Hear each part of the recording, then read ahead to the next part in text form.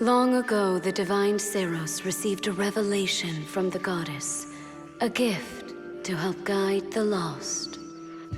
Now, the goddess watches over Fodlan from her kingdom above as the mother of all life, the arbiter of every soul. Greetings everyone, I am Dr. J and welcome to my review of Fire Emblem Three Houses. It's hard to believe that this game has already been out for a few months now, as since its release I've been playing it virtually non-stop. Even as I'm making this video, I'm finding myself spending what's probably an unhealthy amount of time with this game as I continue my attempt at the hardest difficulty mode and check out the latest DLC. Before we get into the video, however, let me give you a sense for my perspective. Despite keeping an eye on Fire Emblem for a while now, my only direct experience with the franchise has been with the Game Boy versions and spin-offs, a fact which made me interested in how much had changed since I was first introduced to them. Based on the trailers, however, I wasn't sure what to expect. The first gave a sense of something lingering on the periphery, the second showed what would be a new and substantial part of the gameplay, and the third said we're in the endgame now. Let's all agree to meet back at the monastery exactly 5 years from today. Like a class reunion? You will come, won't you? Gee, I wonder what kind of peaceful little nothings will happen between now and then.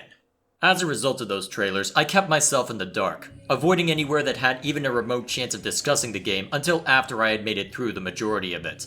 And honestly, looking back on that final trailer, it's a good thing that I only watched it once, and then decided to shut myself away from that part of the internet, as if I had remembered anything more than a couple of images and lines, it would not have worked in the game's favor. Seriously, don't look any further than what I've shown. It outright shows or hints at way too much to be worth the risk.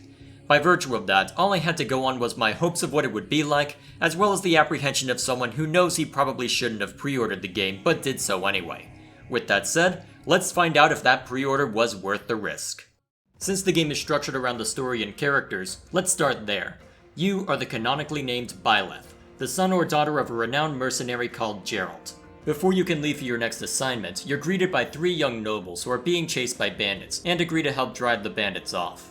During this, you're seemingly saved by a girl calling herself Sothis, who had appeared in your dreams before then, but whose identity remains a mystery. All that you know for certain is that you are effectively her eyes and ears, and that she seems able to, as she puts it, turn back the hands of time, if only for a few seconds. As an introduction, it's a solid starting point that keeps the details of the world to a minimum by focusing on the characters involved. To expand on the world, they then introduce the Knights of Seros, a group in the service of the most influential organization on the continent, the Church of Seros. As it turns out, the young nobles you rescued are students at the Officers' Academy the church runs at Garreg Mach Monastery, located in the middle of the continent of Fodlan. Due to your ability to fend off the bandits and Gerald's former affiliation with the Knights of Seros, Gerald's enthusiastic former lieutenant, namely Alois, insists that you return to the monastery with him. Knowing full well that it would be futile to say otherwise, Gerald reluctantly agrees, giving you an opportunity to learn more about the 3 young nobles you rescued, as well as where they hail from.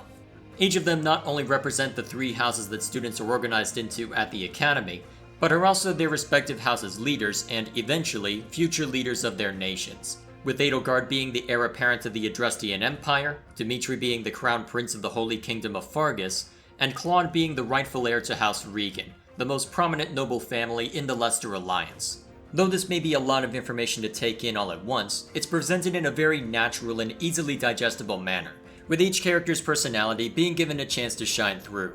This interaction can then be taken into account when you reach Garreg Mach Monastery, and find that Alois has recommended you for a teaching role within the academy, where you will be instructing one of the 3 houses. There is some protest to the idea given your apparent age and lack of trackable history, but given Gerald's reputation, the leading figure, Archbishop Rhea, seems unconcerned with that fact, and sends you to get to know the students and to instruct them as best as you can.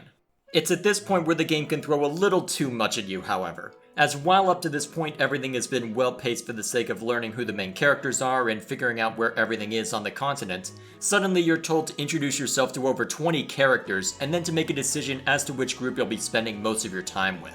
Given the nature of the story, you'll find yourself checking out each house eventually, but for your first time through the game, it's a lot to take in at once.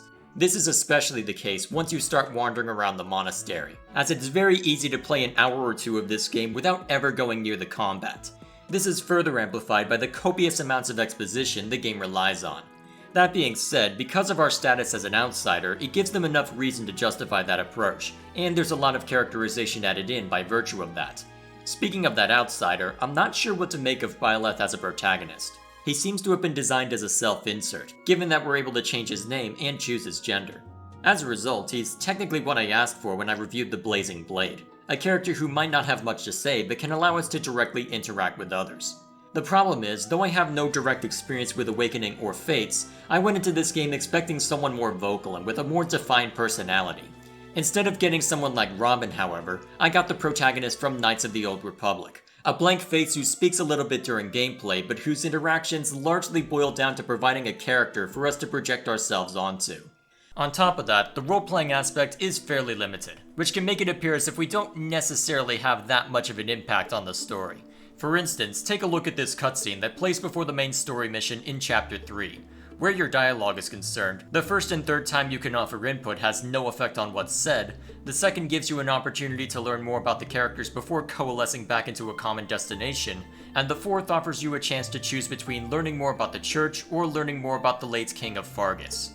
These different choices make it simultaneously intriguing and frustrating to go back through the key moments, as while they can be fascinating from a story perspective, at least for the times they branch, it's irritating that they sometimes have no effect at all and seldom allow us to influence Byleth's personality. Between how they set him up at the start and what they choose to do with him later, it's honestly difficult to tell if they want his quiet and stoic personality to make us think he's a self-insert when he's actually not, or if he really is a self-insert and they simply chose to keep the branching dialogue to a minimum. I don't mind if they want to keep the branching dialogue to a minimum, given how much the story already changes based on which house you choose, but for how important Byleth is to the story, it's weird that they would give us dialogue options and yet not give us much room to influence the story with them. And that's without going into the fact that every other character has a well-defined and interesting personality, which makes Byleth's seeming lack thereof stand out like a sore thumb. You do learn more about him as the story continues, and they give a solid reason for why he's so stoic by virtue of that. But even so, when he's standing opposite of another character, it does create a disconnect given how quiet he is. To go into those characters, there's often a lot to explore with each one, such as with your father. Gerald may have once served the Knights of Seiros, but that's a part of his life that you had no knowledge of, leading to questions as to why he left and under what circumstances. Even now when he does speak of the church, it's often in a dismissive or apprehensive tone, giving us some insight into his perspective and attitude without either being mentioned directly. Watch out for Lady Rhea. I don't know what she's thinking making you a professor like this. She may be up to something. Stay on your guard. In fact, pretty much every character is very different in terms of appearance, personality, and ambitions, giving plenty of reasons to get to know each of them. What's more is that getting to know the characters isn't just an obligation to understand the story, but is also the strongest part of the game. Placing us with a single house was an excellent way to narrow down the number of characters we have to keep track of, giving us plenty of time with each run to fully explore their struggles, personalities, and histories, both through the main story and through the support conversations, where after two characters have interacted enough, you can see them talk to each other one-on-one. Also, because there are far less restrictions on support conversations than before, you're able to see numerous different perspectives on a character within a single playthrough, such as with Sylvain. At first, he doesn't seem to be much more complicated than Dmitri's description of him, a description I'll let speak for itself. Sylvain is the heir to House Gautier. He is a capable person who highly values his friends. That said, well, he's always been a bit of a skirt chaser, so to speak. Pardon my bluntness. I speak with him about it often, but it doesn't seem to help. In his support conversations, you see that play out quite a bit, including a couple of hilarious details when one of his childhood friends chews him out for it. But with how much attention is drawn to it, you can sometimes forget or be surprised by the other parts of his personality, such as when he speaks with Dedue. This was one that showed a different and nobler side to his personality, one that doesn't allow the perceptions of others to get in the way of being considerate to those around him. In Dedue's case, his people were accused of committing terrible atrocities against the royal family of Fargus, meaning he often receives looks of scorn and distrust despite his lack of involvement. As a result, he tends to be very closed off and distant, as he sees it as more important for others to keep their distance so as to not tarnish their own reputation, a fact which Sylvain completely ignores. It's not the only time where he shows sincerity either, allowing for a character who would otherwise be pure comic relief to have a surprising amount of heart, especially once you get to a certain chapter and he's forced into an interesting confrontation to say the least. Beyond that, the support conversations can go so far as to take a character whom I didn't even expect to relate to, let alone like, and manage to accomplish both. In the case of Sedeth, he comes across as the stern and strict assistant to Lady Rhea, someone who takes their job very seriously and has no time for foolishness. However, his conversations with Ingrid demonstrate that his formality and sense of duty are out of compassion for those he interacts with. To give some background, Ingrid's struggle is a familiar one for those born to nobility, the need to carry on their bloodline. What makes this an especially difficult task, however, are the existence of crests, which were blessings said to have been bestowed by the goddess that grant the bearer considerable power. These crests are given a great deal of importance among the nobility and, to a lesser extent, the Church of Seiros, as they are seen as a sign of their nobility. It also allows the bearer to wield a corresponding hero's relic, a weapon that can technically be treated like any other, but hold greater power for those whose crests are compatible. Because Ingrid bears the crest of Daphnel, she feels a sense of duty and, more to the point, pressure from her father to marry for political reasons, as beyond the perceived need to maintain her bloodline, her territory is poorer than most, meaning despite her aspirations of knighthood, it isn't something she necessarily sees as attainable. Based on Sedeth's stern demeanor and alignment with the church, you would think it would be encouraging Ingrid to follow her duty to her house, to do honor to her family, and the usual BS. However, for reasons I won't discuss outside of a spoiler section, he actually shows some skepticism to the value placed on crests, choosing instead to value who someone is rather than what they are, spoken with a gentle and almost fatherly tone. You are a person, first and foremost, and you should be permitted to grow as a person, crest or not. It's a drastically different side to his personality that we seldom see outside of those one-on-one interactions, which adds a great deal of depth and realism to the characters as you see the face they present to the world when compared to how they interact in a different environment. That being said, however, the system isn't entirely to the game's benefit, as there are a couple of problems with it. To start, while there are some conversations that are either unlocked for story reasons or prevented after certain events occur, the majority of the C rank and B rank conversations can occur at literally any time. That then means even if a character has seemingly made an effort to address something they're struggling with in one conversation, you can still see that flaw completely unaddressed in another one, which, when you consider the time skip that occurs between parts 1 and 2, can create an odd disconnect. It's not a matter that particularly bothers me, as it's a limitation that's been with the series for a while and one I've grown used to, but given how easy it is to unlock the conversations this time around, it's definitely worth mentioning if you're a newcomer. What does bother me, however, is an issue with the final conversations. As with previous games, if you unlock the A-rank conversation between two characters, their future may be linked in some way. Unlike previous games, however, the only direct control you have over their future is which one will end up with Byleth, with the remainder being determined by the A-rank conversations you've earned. What makes it annoying is that the outcome doesn't just seem based on your A-rank conversations, but also how often your characters have interacted beyond that, which is based on a metric you can't visually see, which will make this game a nightmare if you want to see every possible outcome. Ironically, to find out every possible outcome, it might be better to avoid unlocking all but those you want to get together, but given that the game takes quite a while to complete even a single route, that seems really counterintuitive. Especially since this system is also used to boost your hit and dodge rate in combat, and will sometimes increase how hard you hit as well. At the same time, however, Fire Emblem has never been kind to completionist where support conversations are concerned, so I guess at the end of the day, not much has really changed. Also, as you would expect, a decent amount of the conversations will involve romance, which is both a blessing and a curse. On one hand, some of the conversations are very touching and well worth seeking out. On the other hand, if you're able to unlock a substantial number of them, it can be a bit awkward to hear romantic tension between numerous characters before they finally settle down. A fact that makes it appear like there's going to be love polygons crossing every which way, but ends up being something we don't see play out. Perhaps it's the fact that we have more freedom to unlock the A supports than I'm used to, but the fact that everyone seems to be flirting with everyone can make the conversations awkward at times, especially if you listen to them back to back. And that's without going into how bizarre some of them are for reasons that I won't spoil. Suffice to say, a lot of them are rather charming, but not everything is as well thought out as you might like.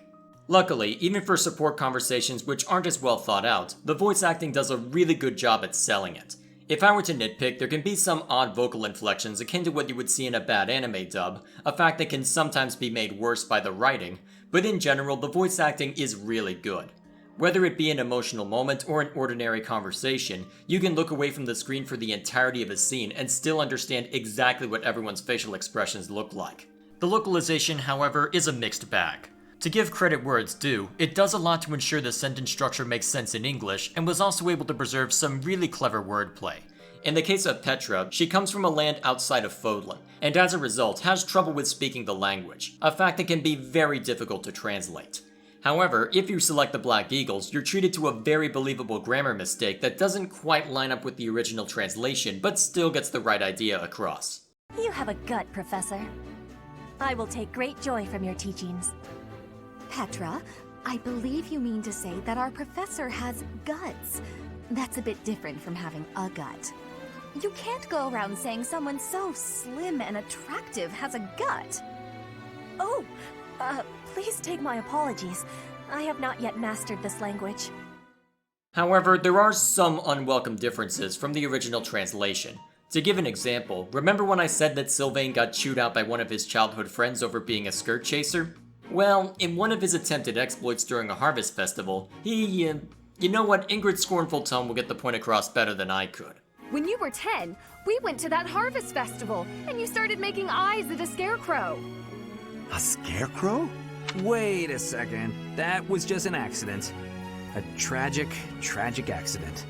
However, the original Japanese is far different, as instead of a scarecrow... It's a trap! Okay, bad joke aside, it was a guy dressed as a woman, and apparently either convincing enough that it fooled Sylvain, or a testament to how hasty he is to flirt with anything that looks vaguely feminine. I'm more willing to assume the latter given his interactions with Leonie, but that's mostly speculation on my part, and to be fair, these two statements aren't mutually exclusive. Regardless, given the outrage that will inevitably fill the comment section over the fact that I made a trap joke, I can understand the urge to change the line, but I generally dislike it when things are changed because of that. First and foremost, I believe that artistic freedom should be paramount in any creative medium. So as far as I'm concerned, offense shouldn't matter when making these decisions.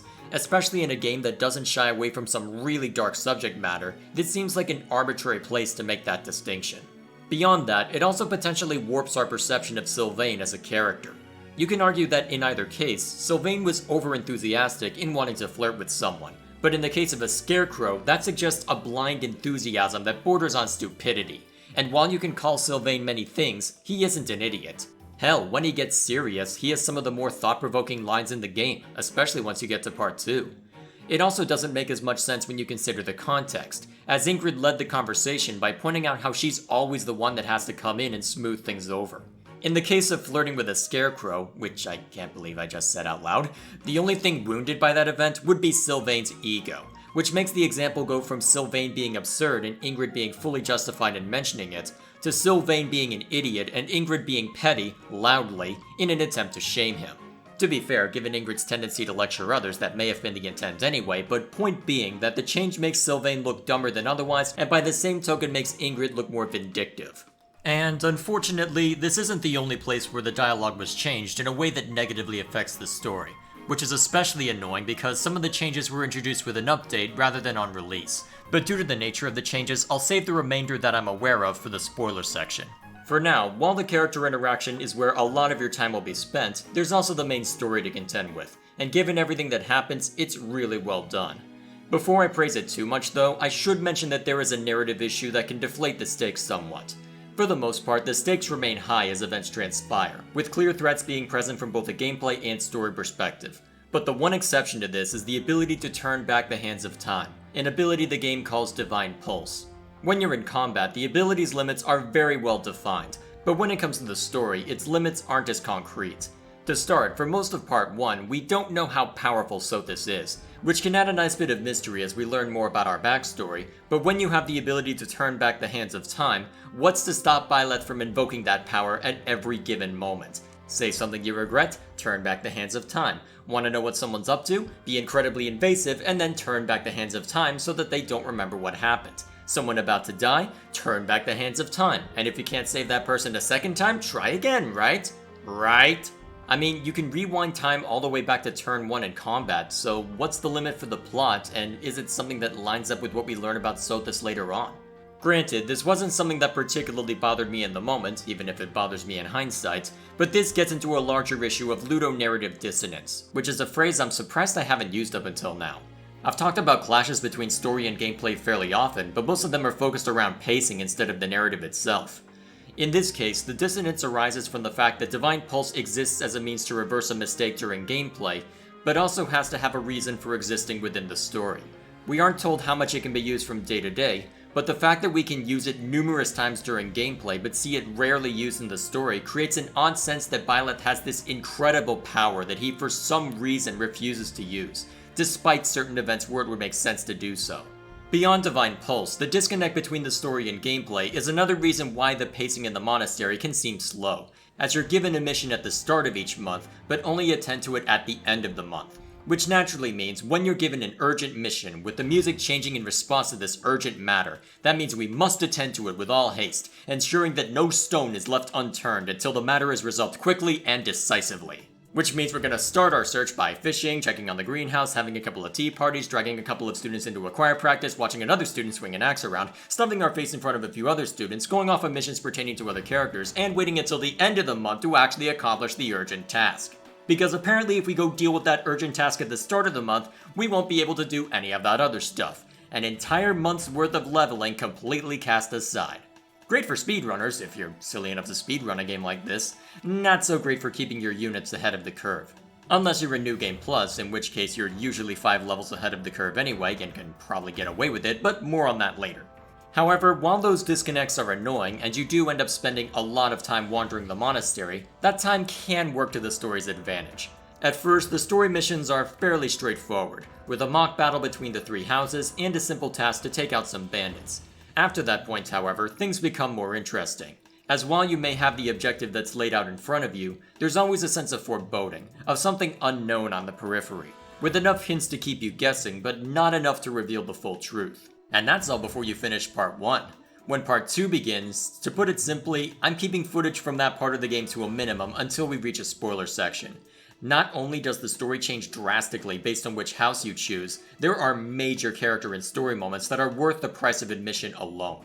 For now, the only concrete detail I'll share is that there's a 5-year time skip, one that I have no qualms sharing given its presence in the final trailer, and that plenty happens both in that time period and in the events that follow directly after. The game may have issues when it comes to power consistency and pacing, but when it comes to toying with your emotions and getting you invested in the characters, it is top notch. When it comes to picking your house, all 3 of them have their own merit, and you're pretty safe to start with whichever one catches your eye. Generally speaking, I think the Blue Lions or Golden Deer are the best to start with, as the former is a really compelling story due to its singular focus on events within the kingdom and the struggles they face. It's a story that leaves a lot of questions unanswered when it comes to the continent as a whole, and it can make the ending feel a little lackluster if you don't have those details, but it's a story that I quite like due to the characters involved and the emotional payoff from everything that occurs.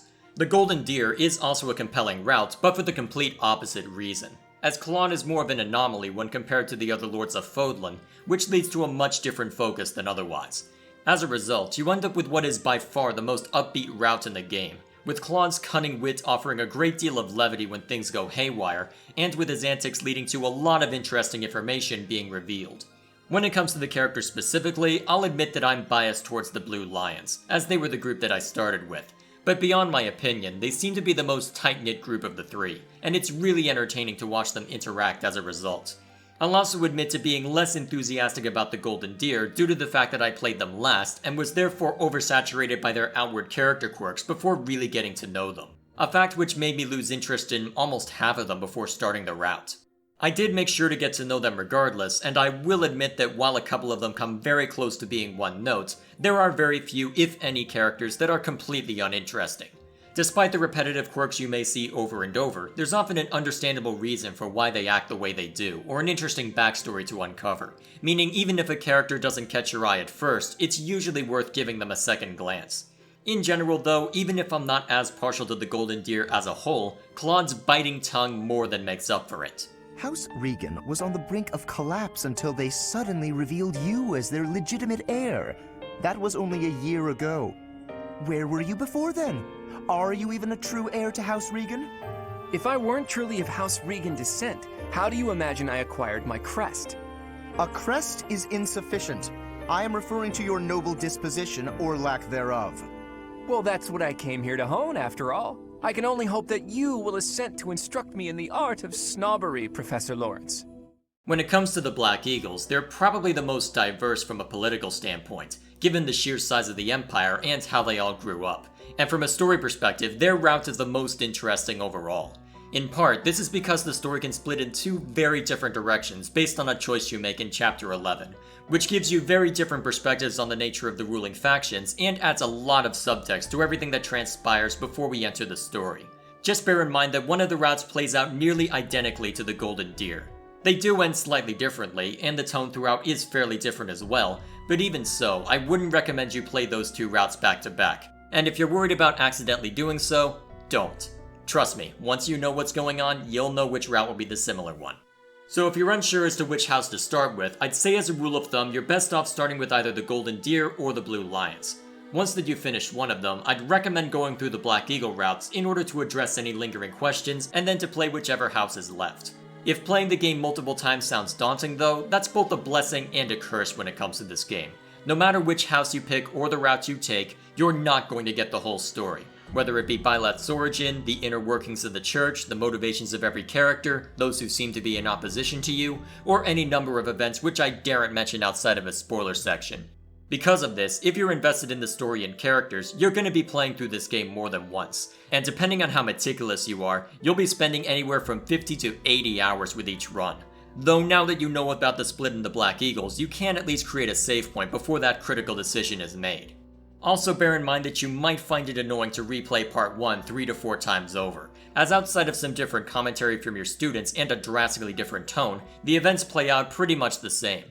Regardless, in order to help set the tone of each route, you have the spectacular music backing everything up. It can be a little repetitive at times, as they really like the central theme and find a way to shove it into seemingly every track they can, but I can hardly complain when all of it is very well orchestrated and perfectly matches the tone that's required. I especially appreciate how dynamic the soundtrack is, with the music changing depending on where you are in the monastery. Whether it be upbeat tavern music close to the shopkeepers, a choral and pipe organ arrangement at the cathedral, and a general track that they admittedly like to repeat a little too much, the music assists in distinguishing each area and is really nice to listen to. But it's when you get to combat that the real fun is to be had, as each theme has what's called a rain and thunder variant. The latter is what you hear the most throughout, and mostly focuses on setting the mood when you're making decisions. The former plays over combat animations, and to add a bit of intensity, a lot of the orchestration is de-emphasized in exchange for more percussion and for the main instruments being louder and more staccato, which, to explain to people who don't know the word, they abruptly cut off the sound on a given note in order to make it stand out more. It means there's technically less sound, but that ironically means that it has more impact whenever the note is played, creating a sense of impending action as you trade blows with someone. And then there's the vocals, most of which is incredibly well done. There is one part that I'm not as much of a fan of, as when it's sung a cappella, I can't help but be a heartless bastard and note that the voice is a little shrill, but there is some fun in trying to figure out the hidden meaning behind the lyrics of that song. Regardless, the choir itself is really well done, and whoever they got to do the tenor voice especially is incredible. He may only show up in a single song, but that voice is the perfect introduction for one of the most epic pieces of music in this game. Honestly, I could spend the next hour geeking out over how good the vocals and orchestration are in this game, but I won't go too far yet due to where the really good stuff shows up. Hence why I haven't said when the tenor voice shows up. That is something that needs to be experienced before being heard in isolation. I will get into one specific here though, and that's with the theme song, named Edge of Dawn. Reach for my hand, I'll soar away into the dawn. Oh, I wish I could stay. I don't know what it is about this song, but it is an absolute earworm, with both the English and Japanese vocals sounding great alongside the instrumentation. Admittedly, the English lyrics have the same problem as every translated song, namely the awkward phrasing as the translation tries to fit the rhythm of the song while still being accurate, but it only detracts from the song near the middle of the full version and is still really nice to listen to. To further nitpick, the dubstep is a little abrasive, as I think you could get the same effect with a solid percussion arrangement, but it does make a degree of sense to include due to matters I daren't spoil, and even if it didn't, I may be biased on that account as a percussionist myself. Anyway, when it comes to the game's appearance, the artwork is really well done, harkening back to medieval artistry while still adding its own flair.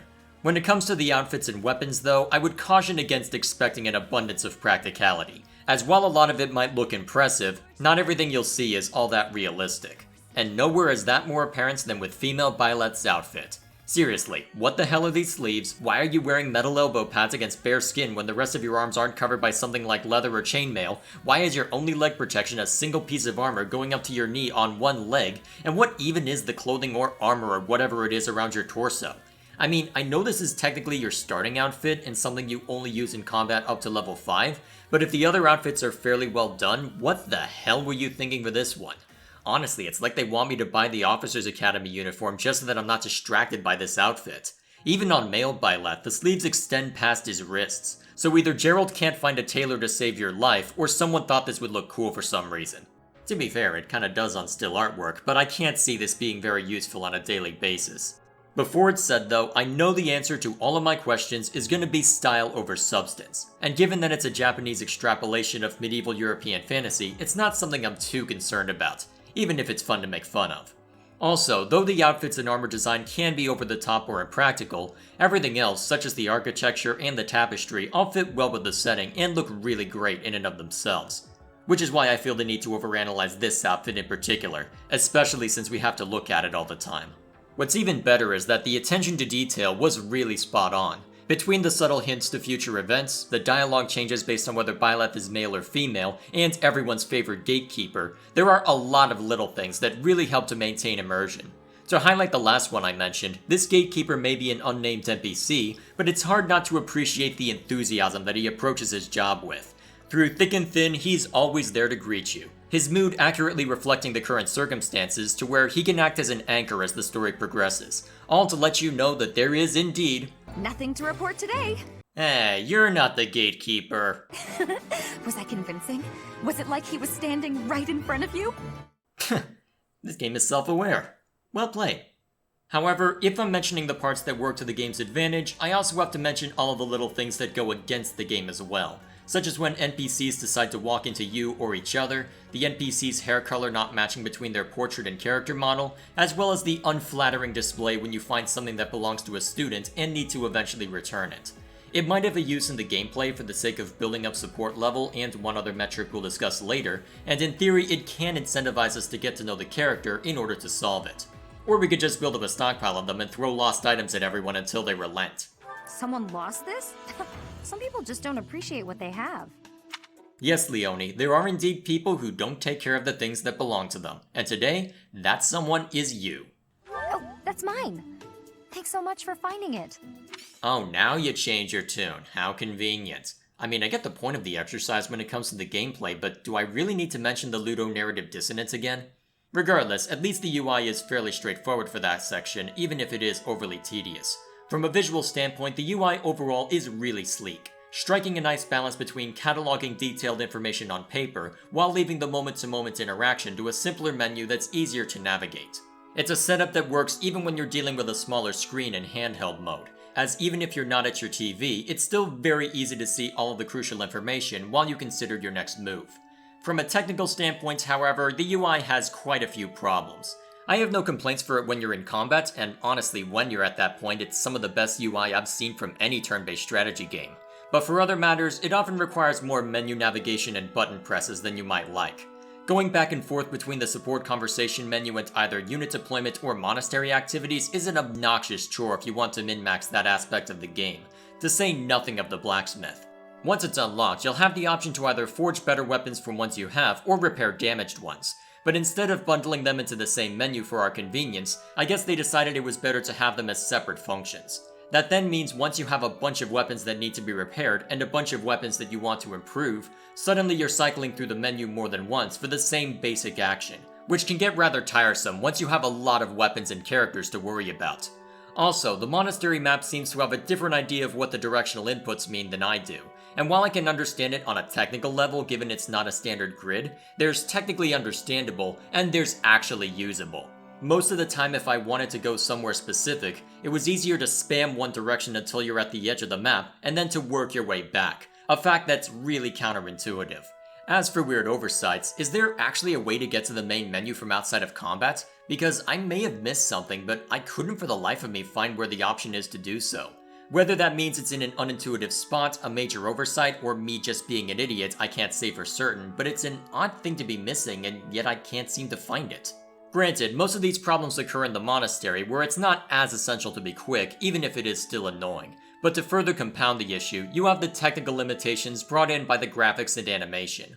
Before I say too much though, the graphic style itself works fairly well given the art style they're using, and the combat animations are in pretty good shape as well.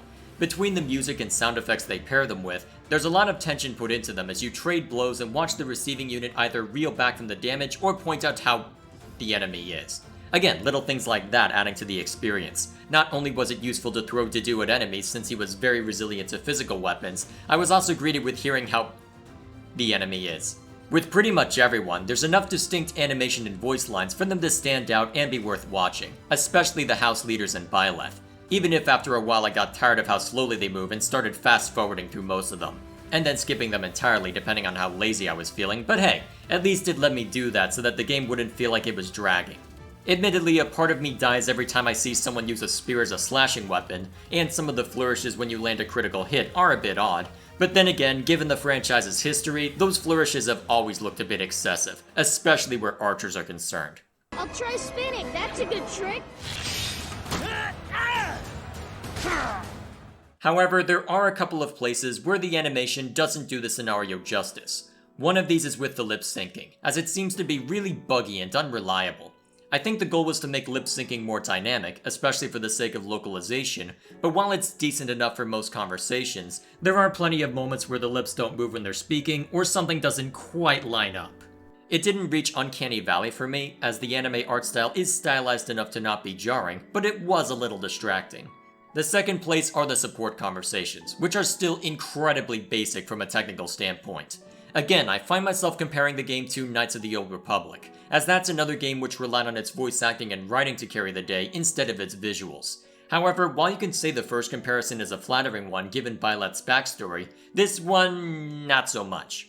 To start with, this isn't 2003 anymore, despite how old I feel when I say that out loud. I'm generally accepting of older titles and their quirks, given my main shtick on this channel is looking at said older games, but the reality is that as we grow older and the medium continues to improve, our standards shift as we see more of what's possible.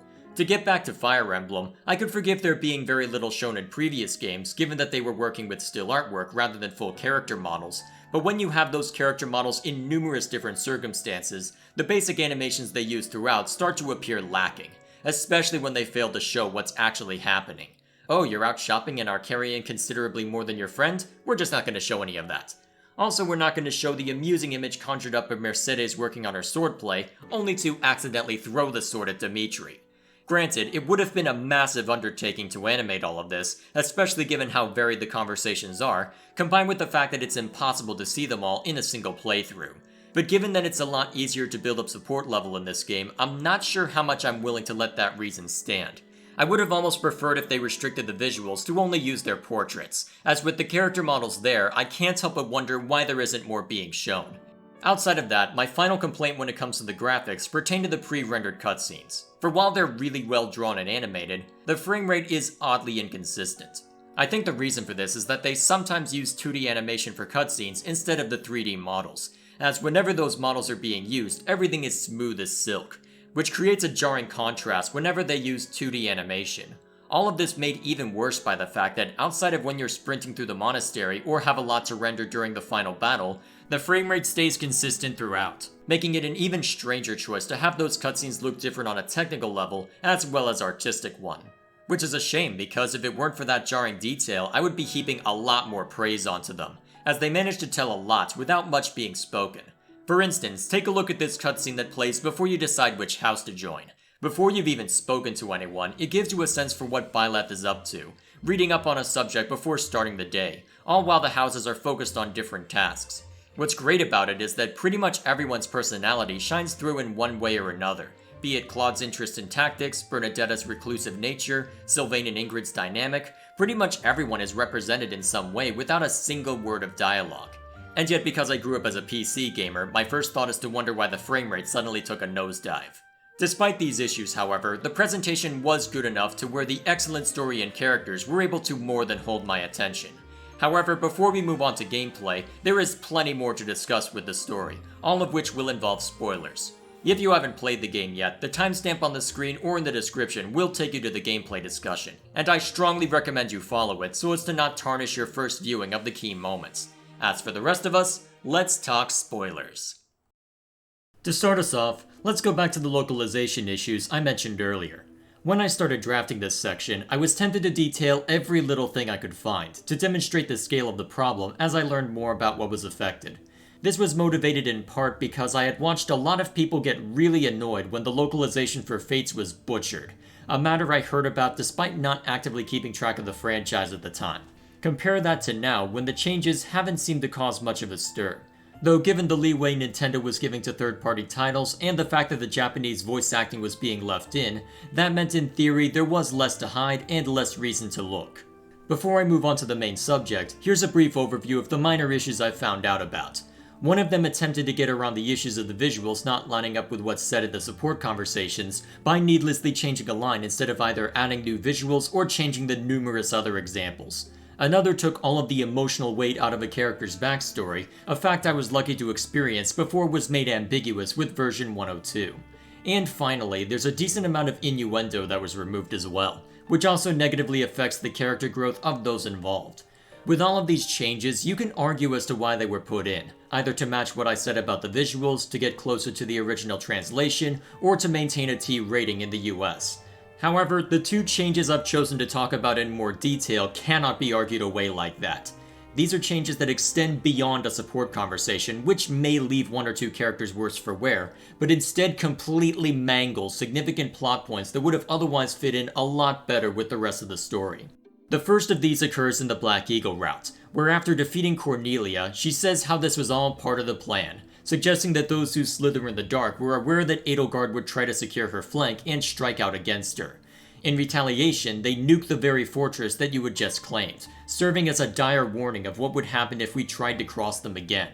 Except for the fact that that assertion doesn't make sense with what's said, as at every other point Cornelia acts out of surprise, and Edelgard speaks of Aryan Road's destruction as less of a reminder and more of a sign that we've unnerved those who slither in the dark, that we truly did catch them off guard by acting on our own accord. And lo and behold, apparently Cornelia's line was screwed up, as instead of it being about a move those who slither in the dark had anticipated, she had apparently reinforced the fact that they had indeed been caught off guard. A single misinterpreted pronoun leading to the impression that Edelgard has no agency against those who slither in the dark, that she can only lash out at them in a way they've already anticipated and accounted for, planting the idea that the war against them may be a fruitless endeavor. Of course, it would have been nice to actually fight that war instead of hearing about it, especially given how short the route is anyway, but I suppose that's just too much to ask. I mean, I already disliked playing the Black Eagle route because I played the Blue Lines first and got a really bad impression of Edelgard from it, so why would you not allow us to take down the one bad guy group who is consistently looked down upon? And speaking of which, there was a time when I was going to have a long-winded rant about how Edelgard's idea of what should be done was completely morally reprehensible, and even in hindsight, I still think that's the case. She may have been lashing out at legitimate problems, which will be discussed later, but by answering those problems with war, when her peers in the other houses were also aware of the problem and looking for non-violent solutions, that crossed a line for me. However, I decided to remove that rant because it was less a critique about the game and more a critique of a character as if she was a real person, which could be interesting but isn't necessarily relevant for a review, apart from maybe mentioning you can have interesting discussions around what characters believe and how they act. What sparked the rant, however, was a result of the conversation between Dmitri and Edelgard right before the final battle in the Blue Lines route. In that conversation, I received the impression of Edelgard having distanced herself from the suffering that was caused by the war, of having turned it into an unfeeling numbers game. And in support of that idea, there was the following line, which I will play alongside my reaction. Humans are weak creatures, but they are also creatures who help each other, support each other, and together find the right path. I have learned that humans are capable of all that from the professor, and from everyone in my life. I doubt a highborn person like yourself could know how the poor feel or what motivates them. You can... Anne? This is nonsense. Inability to speak aside, this line helps cement the idea of Edelgard being not just an antagonist, but an outright villain. especially since I had no knowledge of those who slither in the dark until Hubert names them in my next run. However, as it turns out, that entire rant and the basis for my dislike of Edelgard as a person was partly based on a mistranslation. Instead of talking about how Dmitri couldn't know what the poor felt as someone born into nobility, she instead said that Dmitri couldn't understand what it was like for those who didn't have someone to lean on. This completely changes the context of the entire conversation by putting a crack in Edelgard's armor. Throughout every route, she presents a brave and steady face, a woman on a mission who will see her goal through no matter what. However, there are times where she'll let her guard down, such as when she's around Byleth in the Black Eagle route, at which point we can learn about the torment she suffered at the hands of those who slither in the dark. Her father powerless, her mother out of reach, her siblings left broken or dead, with her as the only one who could take the throne, after a painful procedure that forced her to bear the crest of flames alongside the crest of Seiros, all for the sake of destroying an enemy she would have no interest in otherwise. Though we only received that story from her directly, this one crack in the armor would have left me even more intrigued to seek out that information, as now it's not a matter of the pot calling the kettle black, it's a revelation that Edelgard didn't have the same support network that Dmitri did. Even before Byleth entered the picture, Dmitri had his childhood friends in Rodrigue to lean on. One of them might be a skirt chaser, and the other might hate his guts after seeing him become the Boar Prince, but even so, there were people in his life like Dedue, like Rodrigue, like Ingrid, meaning his strained relationship with his uncle didn't leave as much of an impact as it may have otherwise. This is something we know Edelgard doesn't have, but since I played the Blue Lions first, that entire part of Edelgard's character was missing, with the one thing that could have hinted at it being lost in translation. You could argue that her comments about how Dmitri views her as strong could be seen as another hint, but that's one of the lines that's affected by this change. Whereas in the English version it comes off as smug arrogance, with a more accurate translation it appears as a sarcastic "if only you knew," further highlighting how Dmitri and Edelgard will never be able to see eye to eye, which would further reinforce how they seem to talk across from each other about their own concerns, rather than realizing where they have common ground. In the end, however, I think I ended up coming to the same conclusion on Edelgard as a character, as I decided to play her route immediately after the Blue Lions, and therefore got to better understand how damaged she is as a person.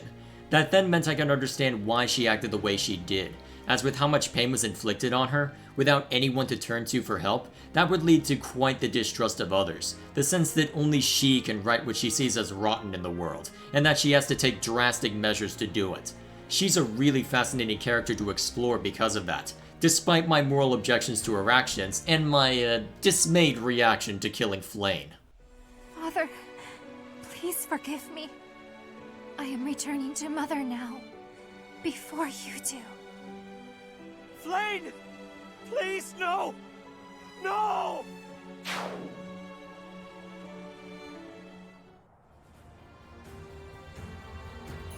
Ah!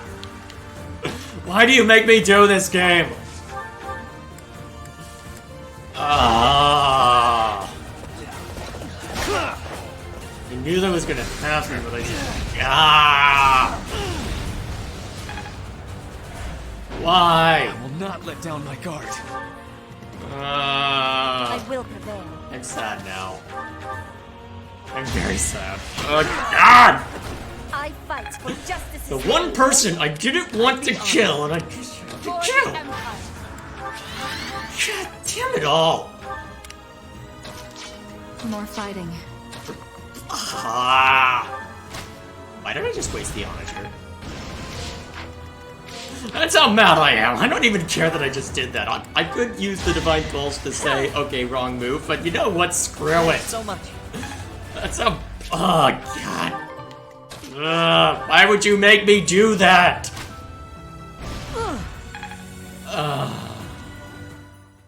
Yeah, I did not enjoy my time in the Black Eagle route. In hindsight, I know that you can spare her and Seteth by ensuring Byleth is the one to defeat them, which further makes sense given that Edelgard's enemy isn't the faith but instead the church as an institution, but still, that was not an easy first impression to look past. To bring it back to the translation errors, this is what bothers me about it so much, because the game remains very internally consistent, to where I fully intend to go into more detail on that point. But then you have moments like this that seem to fight against the very thing the game was trying to establish, not because of a direct mishap on the original writer's part, but because of a mistranslation. Worse yet, they're mistranslations that can have serious consequences on how we perceive the characters and story, to a degree where we can end up with such a different impression than what was intended. I was willing to give credit when it came to matters such as Petra's dialogue, and you can argue away some of the other changes with enough effort, but as a result of those changes, I'm going to be keeping a very close eye on the localization moving forward. Before it's said though, I recognize that translating from Japanese to English isn't an easy feat. Not just because of how different the languages are, but also given the sheer volume of dialogue and the fact that the game has voice acting for literally everything. And yet, at the risk of sounding harsh, it's not the responsibility of the consumer to understand all of the pitfalls of game development, but instead to judge whether a product is worth spending our time and money on. If I'm going to be spending $60 and over 300 hours of my time with a game, I need to know that it'll be worth my time. And if I can't even assume that what I'm reading is accurate, then what hope do I have of properly judging it? This is something that will be a deal breaker for me if it appears again, as while I've enjoyed this game's story quite a lot and still have a lot to discuss with respect to gameplay, grievous issues like this cannot remain the norm. In fact, I'm tempted to make a video talking about all of the localization errors I can find, and if you know of any beyond what I've detailed here, I would be more than eager to hear about them. Regardless, that's enough complaining about the translation, so to move on to hopefully more positive things, let's go back to examining the characters and world. In a lot of ways, Edelgard represents the greatest strength of the game, its ability to present a world with very human characters, characters who aren't just paragons of virtue or the worst thing in existence.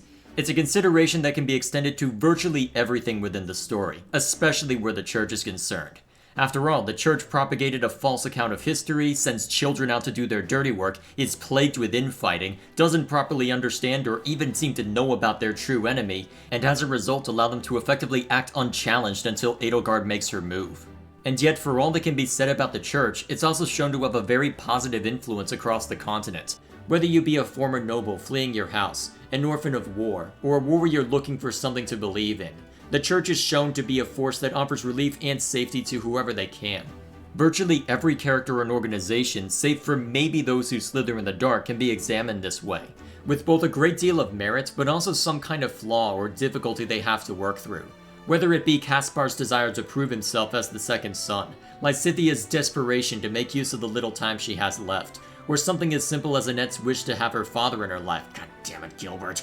The characters are what has kept me interested in the game long after I finished all 4 routes. The strengths and weaknesses of the characters also add to the moral grace that the game throws at you, such as the degree to which something is so damaged that it can no longer be reformed, but instead must be torn down and rebuilt from the ground up.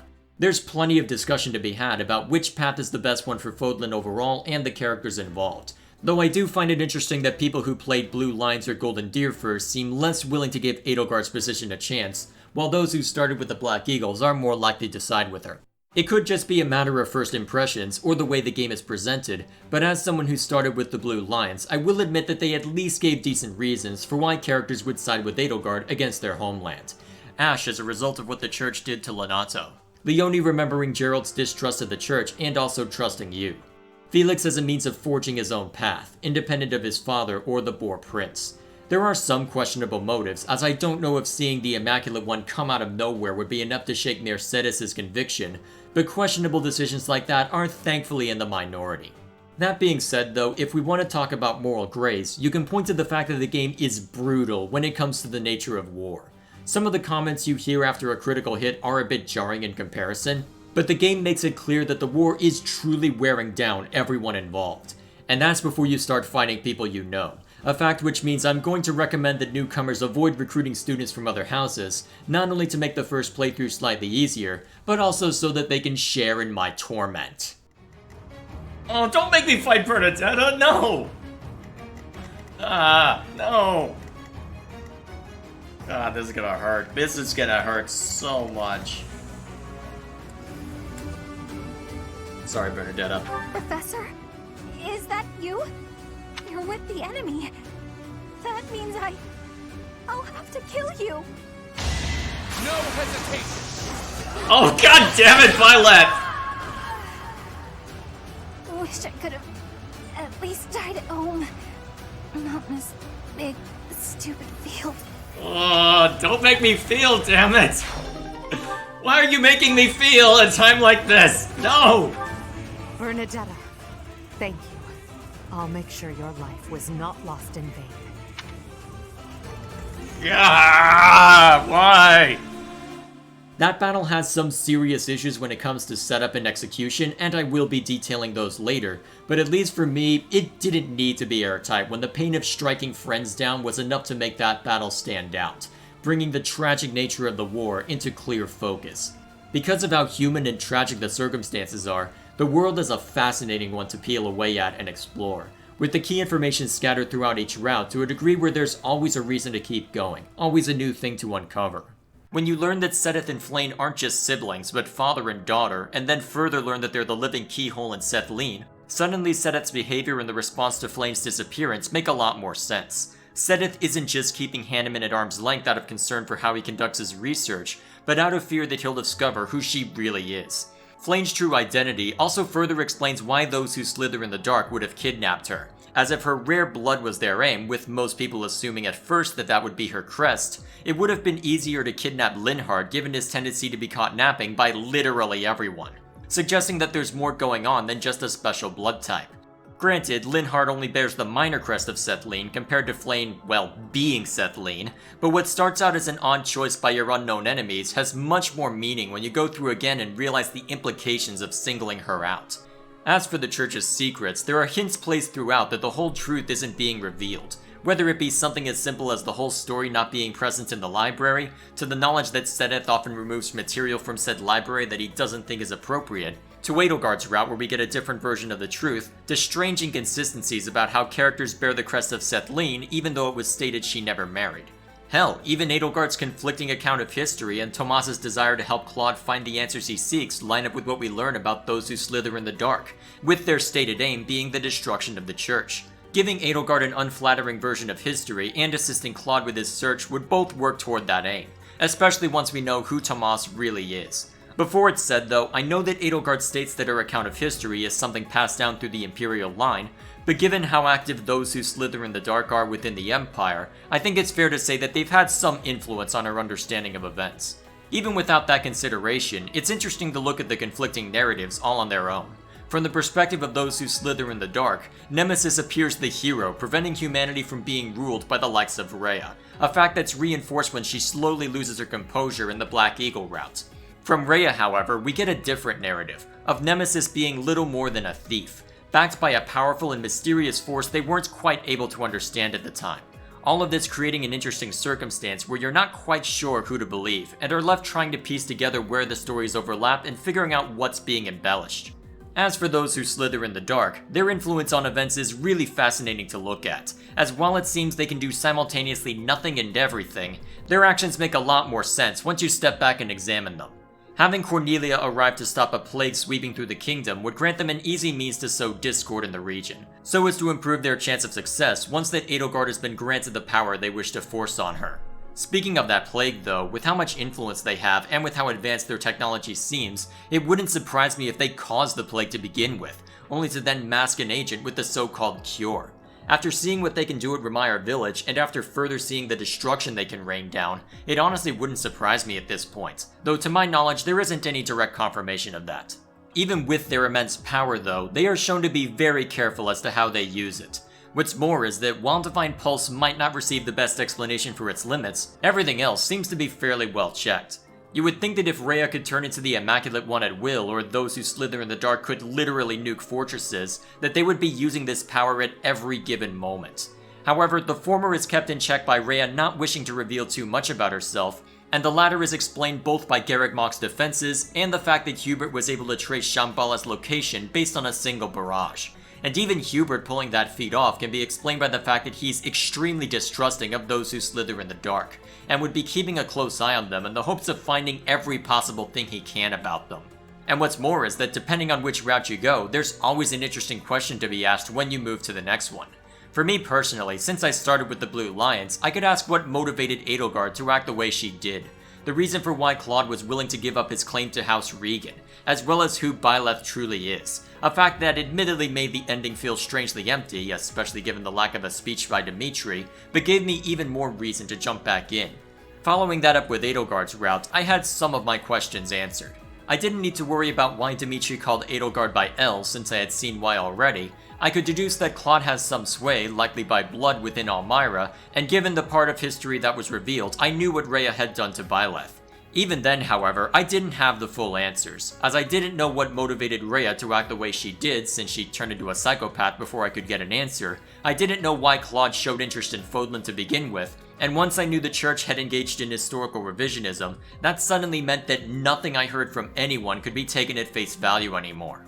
Thus began the church route, and I certainly got my answer for Rhea's motivations, but with Claude never appearing on screen after part 1, written word notwithstanding, that left one final question as to what exactly Claude's deal is. An answer that was sadly undercut a little bit due to New Game Plus making the route too easy combined with how similar the Golden Deer and church routes are, but at least there was enough hilarity to keep me entertained through it all. The Knights of Seros will keep fighting the Empire. We won't rest until we rescue Lady Rhea. I feel the same as the Knights. I've got to rescue Lady Rhea no matter what. So, what? We're all supposed to take turns saying we'll do our best until the very end? And what about you, Marianne? What will you do? I'll fight too.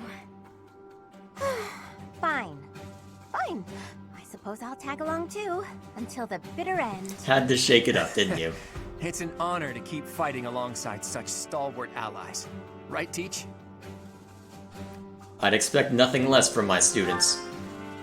Hey now, when you put it that way, it almost sounds like you're just praising yourself. You're welcome. I could spend the rest of this review talking about all the little things that the game gets right, but with that being said, there are plenty of moments where the story doesn't hold together well. First up is to drag Divine Pulse back out and remind you how stupid it is that it's literally only used twice in the entire story.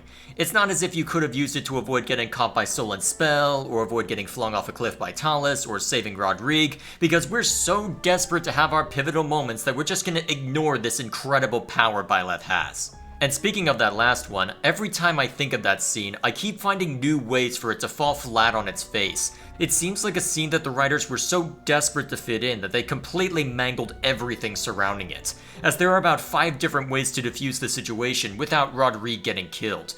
First, you have Divine Pulse, either to stop the initial strike or the second one. Also, you have characters like Shamir, or Ash, or Byleth without the need for Divine Pulse, or literally anyone who could sneak up on her while she's wasting her time monologuing and knock her down before the second strike.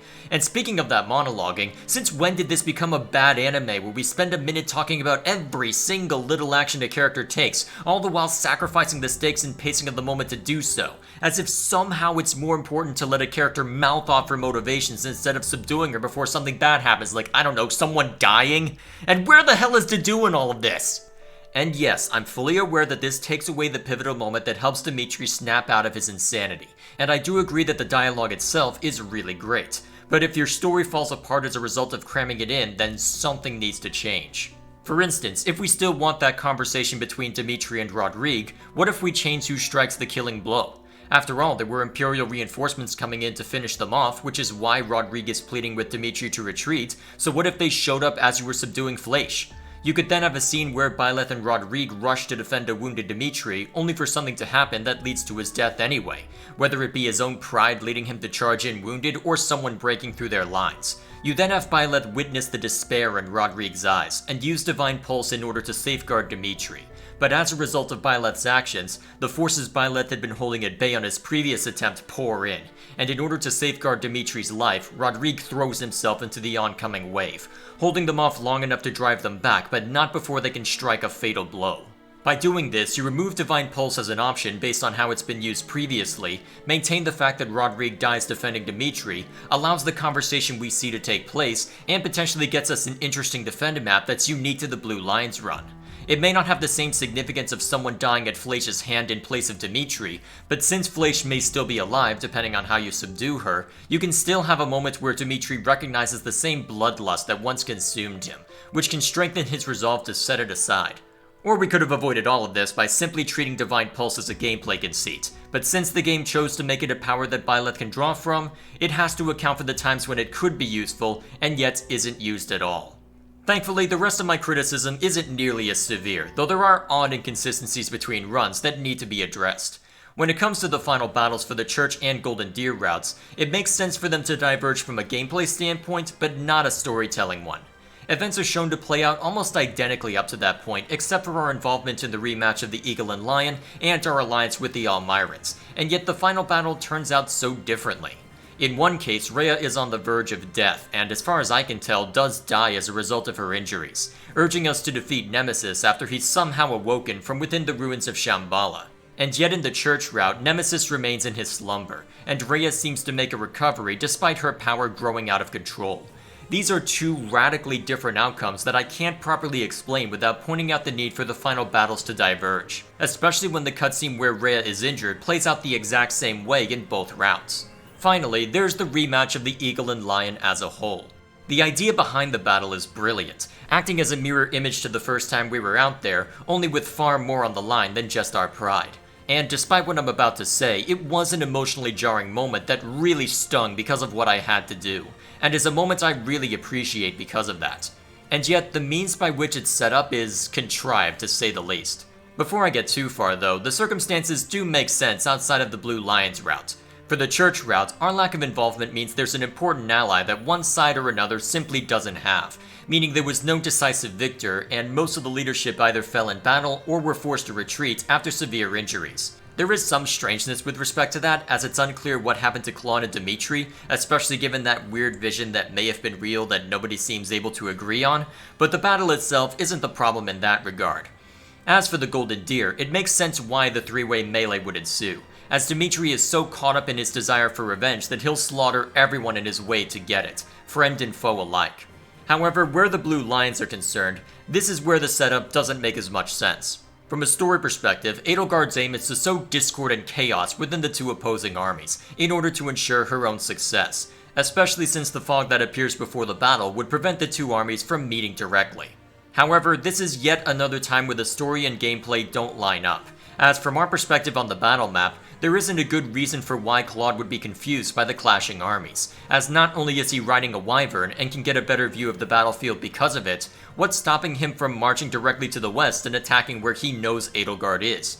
Instead, for the purpose of having their gut-wrenching moment and to offer a similar challenge to the Golden Deer route, they have an ambush from behind which Claude would have little reason to initiate. Sure, master of schemes and all that, but if you're such a schemer, wouldn't it be better to let a clear victor present itself within the melee, or attack from behind where you know your true enemy is?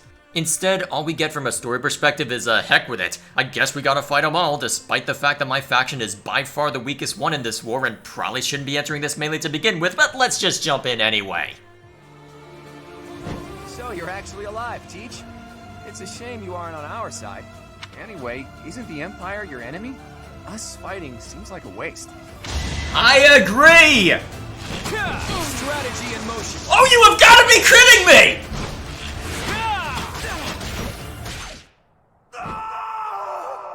Us fighting seems like a waste. This coming from the guy who just went out of his way to kill me. Though, since I've opened that rabbit hole, I better address Claude as a character, as despite being the master schemer and the hint at the start of the game that his smile doesn't reach his eyes, you can certainly get the impression of him being underutilized or underdeveloped. This is especially the case when you consider that he doesn't seem to do a lot of scheming and is arguably the friendliest of the three lords. However, I don't think it's a matter of him being underdeveloped, but rather less direct, as Claude is a lot more secretive than the other lords as well. Sure, Dmitri and Edelgard have their secrets, but think about how distrusting Claude is of everything and everyone. It seems to get ignored since his poking is mostly directed at the Church, but this is also a guy who sees Byleth as a means to an end throughout almost the entire game, has trouble connecting with others in a way that isn't beneficial to himself or his goals, and talks about having contingency plans for when things go awry, which often involves being underhanded or devious. Would you mind letting me read that diary? I know how important it is to you, but I'm not asking lightly. Please allow me to borrow it.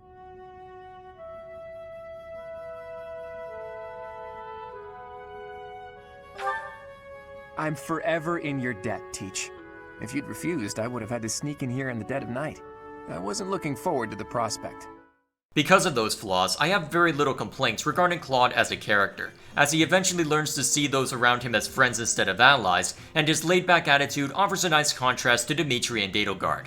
The issue in my eyes is that a lot of his characterization is told rather than shown, with a lot of his character growth happening off screen. All of the machinations he comes up with regarding poisons is talked about but never comes to fruition. And though we hear about how he held together the Alliance during the 5-year time skip, we never see how he did so. That then means his status as the Master Schemer doesn't come across as well when he's on screen, as even for situations like infiltrating Fort Merceus, that gets undercut by Hilda having the original idea, and with the same plan somehow being devised by Byleth in the church route. To be fair though, that's more a failing of the church route than Claude, as I don't think that's the kind of plan Byleth would come up with on his own, and was further out of place because the first time I heard that was the plan was when Shamir complained about it.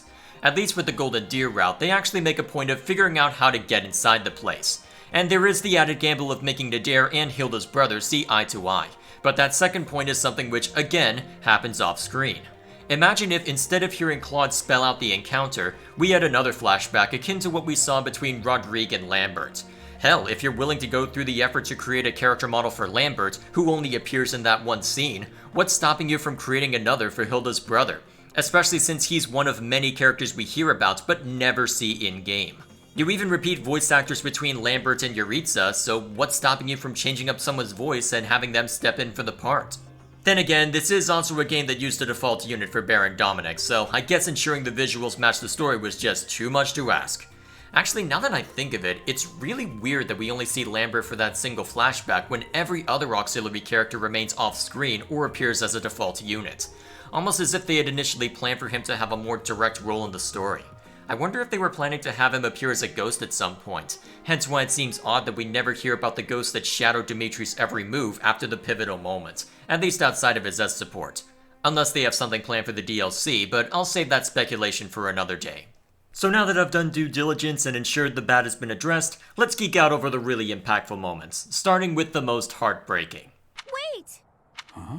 Another student? You're dead. You're just a pathetic old man. The event that all of us saw coming from a mile away and a long-held tradition within Fire Emblem. The father always dies. To my surprise, however, I didn't expect it to hit me as hard as it did. To start, they offer the briefest glimmer of hope that fate might be reversed, only for Talus to deflect the blow that would have saved him. And then for the first time since we've seen him, Byleth loses his composure, followed by, well... To think that the first time I saw you cry, your tears would be for me. It's sad, and yet I'm happy for it. Thank you, kid.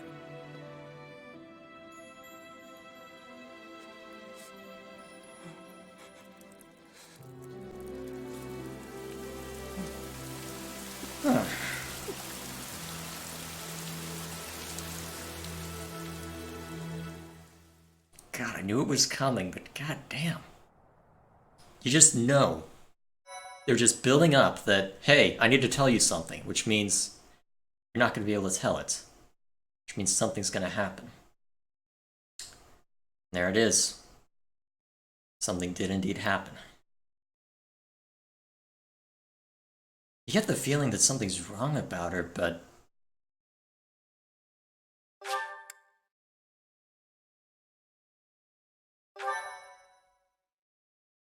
Thank you so much. Shut up, I'm having a moment. And just when you think you might be able to move on...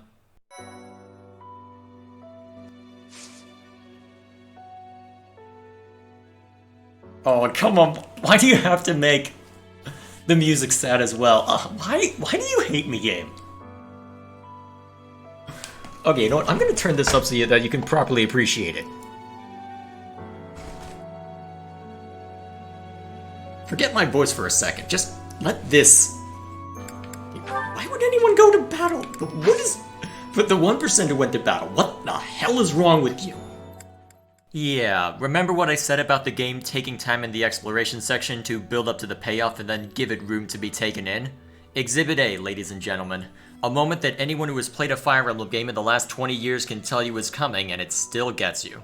It takes full advantage of the fact that Byleth hasn't shown much emotion for much of the game, with the little that peeks through being positive. And yet, right as everything seems to be going, if not well, then at least better for Byleth, a student they had just saved, whom Gerald was happy to have assisted, stabs him in the back. But if we really want to talk tragedy, there's not just Byleth and Edelgard, as Dmitri has quite a lot to work through himself. Having lost everything at the tragedy of Dusker to people whom he thought were associated with the Flame Emperor, he then learns that the Flame Emperor was a friend. What's worse is that they drop numerous hints that Edelgard is the Flame Emperor during that rout. First you have the dagger incident, as Sylvain calls it, an incident we can learn more about from Dmitri during the ball. And then as you spy on the Flame Emperor, the dagger is thrown. The connection made that whoever the Flame Emperor may be, that Edelgard is involved somehow. A fact that Dmitri doesn't say out loud, but which can easily be determined from his silence. And then, after fighting her off at the Holy Tomb, as the mask slips away, so too does the mask hiding Dmitri's unhinged desire for revenge.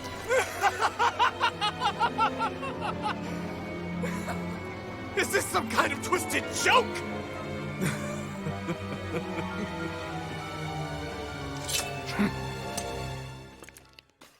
Honestly, pretty much everything regarding Dmitri's character was so well set up and executed. Throughout part 1, he presents himself as well composed, formal, easy to approach, and all in all, a nice guy to be around.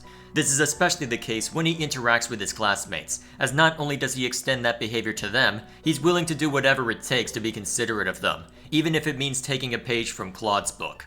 Okay. I have a question. Answer me this. I don't normally eat sweets. So what would you recommend?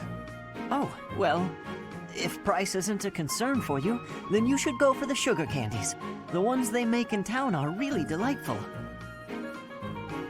Oh, Your Highness, please, you mustn't. Got it.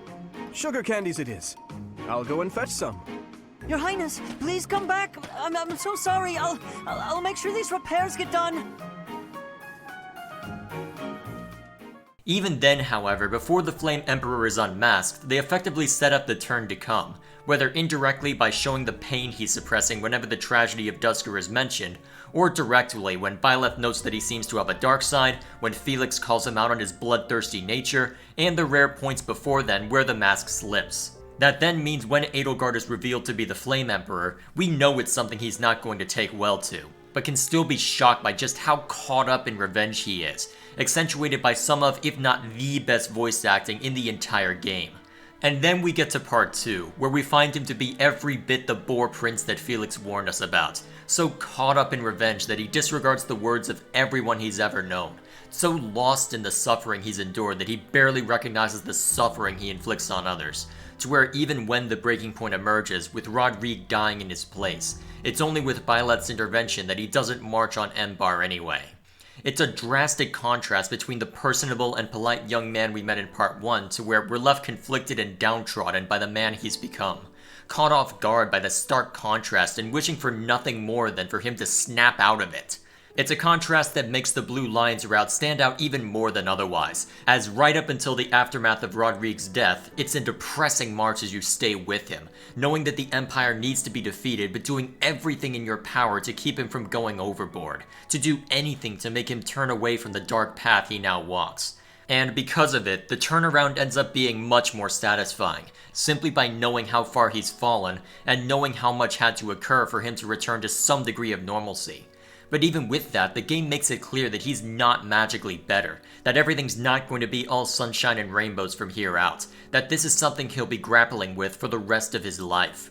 In that sense, it's a very real story about someone trying to move past the trauma of something terrible in his life, as we see in Dmitri both how far we can fall, but also how we can get back up.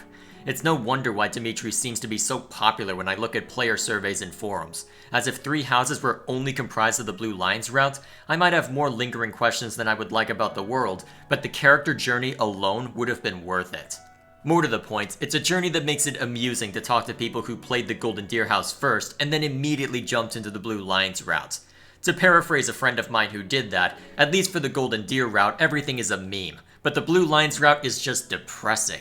And honestly, with all the silliness you can point out during the former, whether it be Claude's wit, Lysithia's determination to make the Death Knight and her Darkspike see eye to eye, and pretty much every other character to some extent, going from that to a house leader who straight up tells you point blank to go away would be jarring to say the least. Go away. Just go away. No. I can't help but find that funny. I'm sorry. It's just, yeah, I could talk to you, but I'm not. I'm gonna be glum. I'm gonna pout. I'm just gonna, I should not find that as amusing as I do. I'm a terrible, terrible person. Good lord. Even beyond Dmitri, pretty much all of the Blue Lion's route is far more personal. As with most of the events in Part 1 taking place in the Kingdom, it ended up being my personal favorite route. It's one thing for Claude to rationalize our part in stopping Lenasso's rebellion, it's another for Ash to find himself standing opposite of his adopted father, the man who had lifted him out of poverty, who had ensured that he could have a future beyond stealing just to survive, only to now be forced to turn his bow against him. It may have been interesting to look at how the other routes handled that moment, if only to see the contrast between Claude's calculating demeanor and Edelgard's focus on the nobility's failings, but none could compare to the sting of watching Ash break down over what had to be done, further reinforced by Dmitri's own moral convictions being tested at the same time. That being said though, there was a time when my script singled out Ash's voice as an example of one which I wasn't sure if I liked or not, as based on the first time I heard it, it sounded like just that, a voice. And not necessarily one that would match a 17-year-old. It might not have gelled with me initially, but this was the scene that made me forget all about that concern. As well it might not match his age all that well, it certainly fit the moment, and ended up matching his personality as well. Then again, I'm not sure how much weight my opinion on him holds when, well... Pardon me, but I would also love to observe you in battle for future reference, if that's okay with you. I'm not sure I like the voice that goes with Ash, but you know what? I don't get it. It's like I'm looking into an anime version of myself with gray hair, and I don't like it. Yeah, I'm just gonna leave that there. As for other impactful moments, the entirety of Chapter 12's battle was incredible.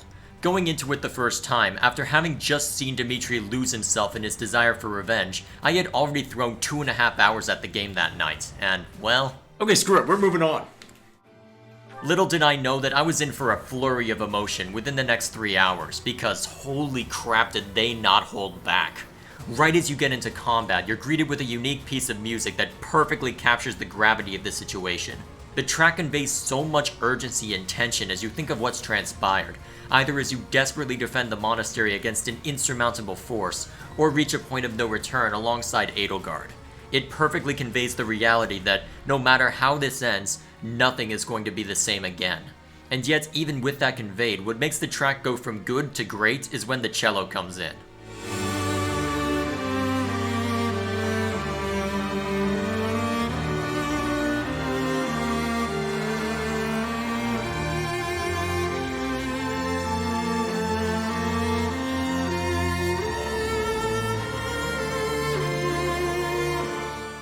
With that instrument, not only is there the sense of tension from the rest of the instrumentation, but now a degree of sadness and regret, adding to the sense that the peaceful days of old will soon be little more than memory. I hope you're ready for this to be a trend, because with so many moments in this game, the music is really what elevated it from good to amazing. To continue with Chapter 12, even as victory appears to be in sight, you're greeted with the remainder of Edelgard's army. Desperate, Rhea orders you to see to the monastery's evacuation, risking her identity as the Immaculate One to prevent yet another massacre on her watch. Not wishing to leave her behind, Byleth attempts to assist her all the same, only to be caught off guard by Talus and flung into oblivion. And by the time we wake up again, we're greeted by our house leader in whatever shape they're in. A hopeful fresh start for Claude, a bitter goodbye for Edelgard, and for my first viewing, a broken Dmitri, lost and alone, a shell of the man he once was. And from there you have the task of reclaiming the monastery, which starts out as a fool's errand as you look out at the thieves intent on surrounding you. Again, I was fortunate that I fought it with Dmitri first, as that's where it makes the most sense to dive headlong into the thieves' den, as you're thrown concoction after concoction to warn you against being reckless, only for hope to spring forth as your former students arrive, finding themselves in very different circumstances than they may have planned, but still managing to arrive nonetheless, as you retake Garreg Mach and prepare for the coming conflict. To further amplify that moment, it's also the first time we hear the excellent combat music that is Chasing Daybreak.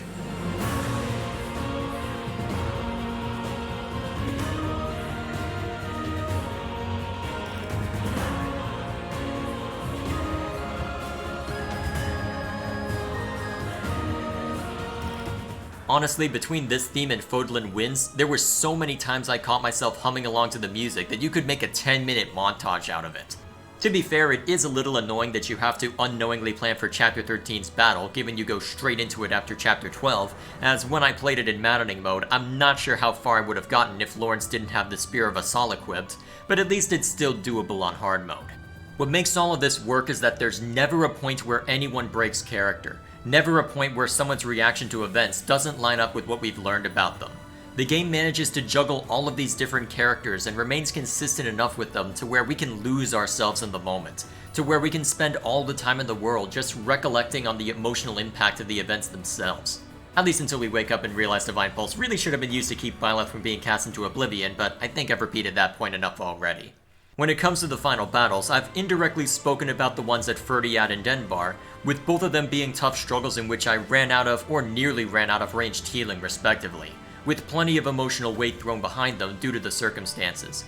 In the former, you found yourself at the end of a long road, having just felled Dmitri, a dangerous trek as your group begins separated, scorched by flames, a force you can't run from. And yes, I fully recognize the irony of referencing Edge of Dawn for this, but given the circumstances, can you really blame me? With the final battle in Enbar, man did that battle not hold anything back.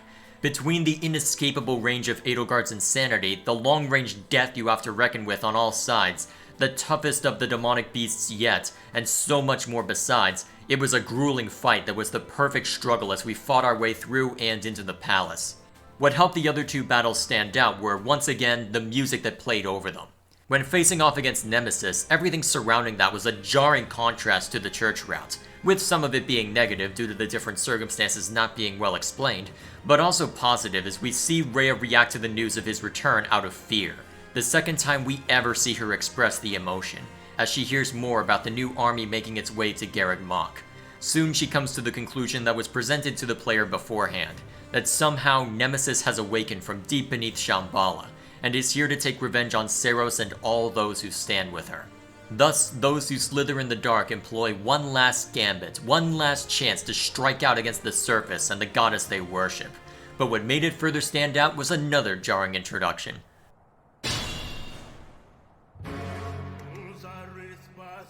Let's make this quick. What's with the tenor voice? This is where... Okay. Hold up.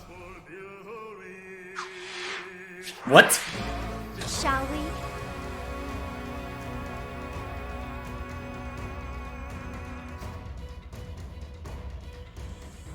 I'll admit that the first time I heard this track was by accident in a YouTube video, and then later when I was listening to music at work and my phone shuffled to the track. Each time I only heard the introduction, which let me know right away, okay, there is more yet to see, time to stow this away until it has a chance to properly impress. And in this case, what a better place to put it than the return of Nemesis. The tenor voice is a jarring entrance after the game led with the same track that plays before every other final battle, but then silence as we hear Claude and Hilda survey the battlefield.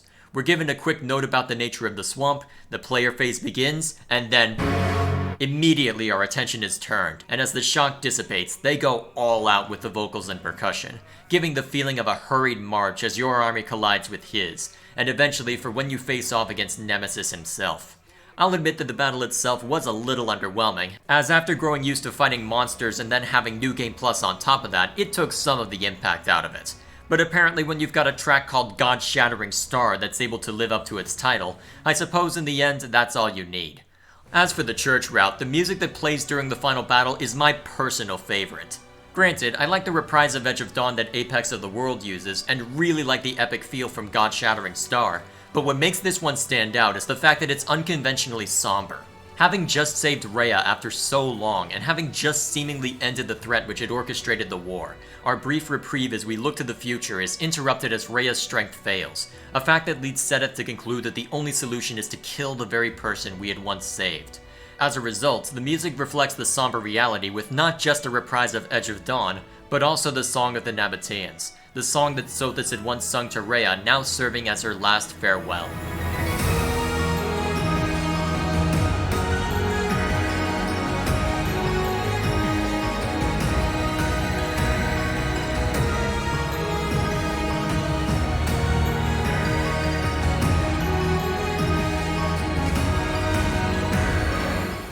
What's even better is that the Rain version is also unconventional compared to the rest of the combat music, as while that version normally adds more intensity to the song through de-emphasized accompaniment and more percussion, Funeral of Flowers goes from a booming choir and strings to a single piano, further creating a contrast to help sell the tragedy of what you must do, as if in the moment you must calm your mind and focus your will in order to succeed. All of this done in a minor key, which for people unfamiliar with music, is a key often used in sad or scary scenes to convey a sense of discomfort. God-Shattering Star may win out as straightforward final battle music, but Funeral of Flowers is my personal favorite because of the emotional weight it throws behind a situation already dour due to Seth's grief-stricken command. And that's before I mention how, alongside Rhea's strength failing, those whom have served her the most faithfully, those bound to her by blood, are also driven mad, which may be difficult to reconcile outside of the gameplay conceit, but is yet another of Rhea's machinations failing in spectacular fashion. Another in a long line of tragedies alongside the attempts to revive her mother, and her inability to see Byleth as anything other than a vessel. So up to this point, this is by far the longest I've spent with any spoiler section, to where I'm starting to think this should have been its own video. However, it's a testament to the solid writing and world building that there's so much to unpack, so much to discover and peel away at, and so much to discuss that it becomes not just an interesting tale to watch unfold, but also a fun adventure as you speculate on what's going to happen, figure out how everything lines up, determine who everyone is and what their true motivations are, and in the end reveling in the spectacle that results. The world they created with Fodlan and its neighboring lands is one that I'm grateful to have explored, and I can't wait to explore it further once the remaining DLC is out. Regardless, watching the story play out may have been worth the price of admission, but since I've yet to talk about the gameplay in detail, let's take a look at what they used to bring it all together.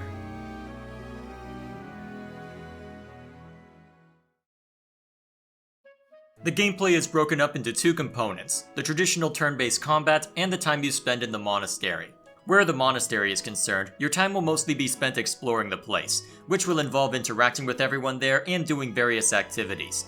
All of the activities are fairly simple, and offer some benefit to bolster your students in combat. To prevent you from spamming them endlessly though, you're limited by your professor level, which dictates how often you can do some activities, and limits the amount of money you receive from the church in order to fund everything else. As for the activities themselves, they can be broadly categorized by whether they improve your students' motivation to learn or offer direct benefits. To improve your students' motivation, you can share a meal with them at the dining hall, which will also increase the support level of all three participants. For direct benefits, you can grow plants in the greenhouse, which will grant you food that can be used in the dining hall, items that can give a permanent stat boost, and flowers which can be given to others to raise their support level with Byleth and motivation to learn. Pretty much everything in the monastery falls into one of these, whether it be the basic fishing minigame, cooking in the dining hall to gain a temporary stat boost on all of your units, acquire practice with 2 of your students to raise their support level and a couple of skills we'll discuss later, combat tournaments to earn gold and special items, working with others to improve Byleth's own skills, and a team minigame that comes dangerously close to going full Japan. While I'm on the subject, I may as well address that last one, as the team minigame is very much the odd one out. This is something you can do whenever it's someone's birthday or if you've built up enough support with them and have a spare activity point. From a design standpoint, it's a solid activity, as it encourages players who would have only cared about the gameplay to get to know the characters better, especially since this is the most efficient way to build support level between another character and Byleth, and will also give minor stat boosts if you do well enough. The choices themselves are a bit lacking though, as a lot of them boil down to either trial and error, or obscure details that you would only know about if you've seen specific support conversations. On the whole though, it rewards players who get to know the students better, assuming you don't just cave and look up a guide online. However, the reason I said it comes close to going full Japan boils down to 2 things. The camera placement not lining up with where Byleth's eyes would be, which is especially noticeable for characters he's taller than, and the fact that if you do well enough, you're allowed to get really close to them. Because of that, a solid activity where the story and gameplay don't get in each other's way can feel like cheap fan service. That being said, even though I found it jarring, it's incredibly tame compared to what a lot of anime will throw at you, even when compared to what Fates threw at you. Also, the fact that you can get so close to them is technically a choice, so the option is there if you wish to pursue it, and I'll leave it up to you if it crosses a line you're not comfortable with. Apart from that, the only other thing that comes close to going full Japan is the sauna, which was added as DLC alongside version 1.1, and allows Byleth and another character to relax for a bit, building up support level between the two and possibly improving both characters' ability to learn for the rest of the month. Before it was released, I expected that it would be the part where they go full Japan, but given that Nintendo seems desperate to avoid an M rating based on some of the localization changes, I'm guessing that extended to this feature as well. It's not something that I've been able to do much with, as it came out close to the end of my Maddening run at a time when it wouldn't be as useful, but if you have the DLC, I can see it having its uses during Part 1. Regardless, exploring the monastery is only one thing which you're able to do on your day off, as there are plenty of other activities to worry about.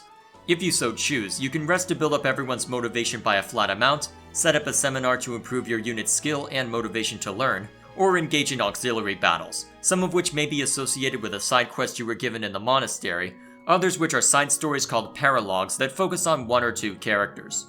All of these are welcome additions that allow you to figure out how best to improve your army without needing to spend all of your time meandering in the monastery, especially since most characters won't have anything new to say until the next month anyway. The auxiliary battles especially are really useful to partake in, as each mission has a recommended level that the combat is balanced around, which can give you an idea as to how much you should work with your students in combat. Generally, I made it a point to overlevel my units a little bit in order to give myself more room to breathe, and if you do auxiliary battles once a month, it's normally pretty easy to do so. They're also a good place to build up renown, which is a resource you can use at the saint statues in the cathedral. Doing this allows you to earn more charges of Divine Pulse, and increases how quickly you gain experience and weapon proficiency. No matter which of these activities you decide on though, you'll have set periods where you'll be instructing your students.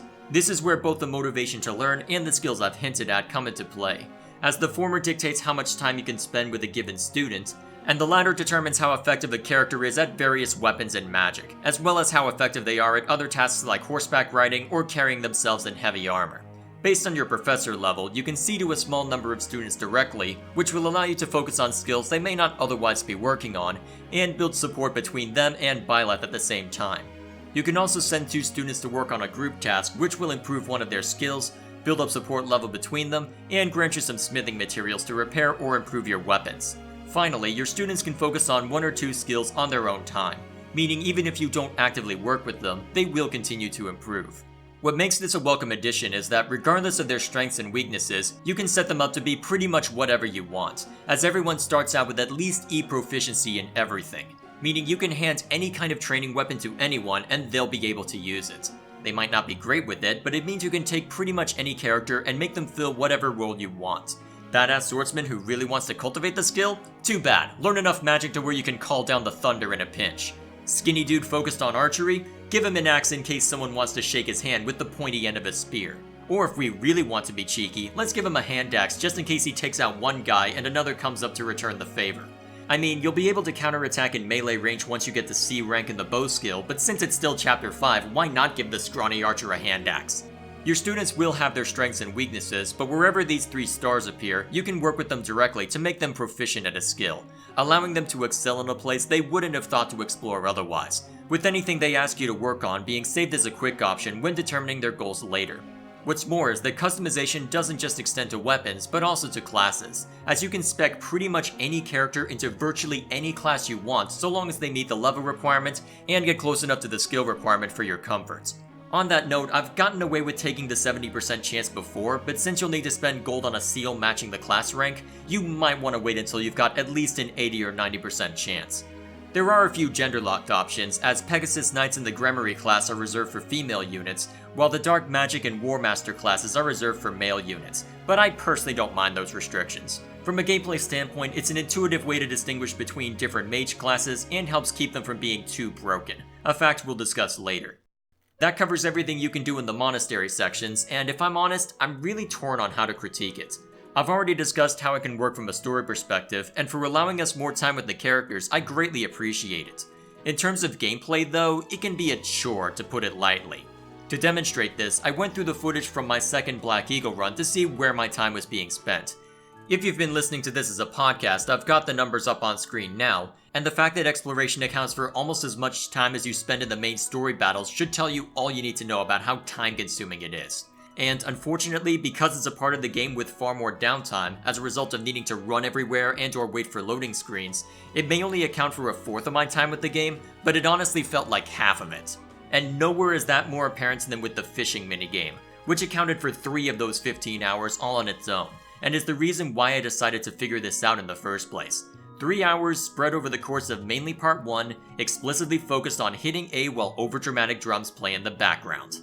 I'll grant you that some of the fish are harder to catch than others, and their intent probably wasn't for us to spam it given when I maxed out my professor level, but having one hard fish among many doesn't create an interesting minigame, and given how important your professor level is for almost everything in the monastery sections, what did they expect? You give us a novel way to spend our time in a franchise geared toward min-maxers and you don't expect us to spam this?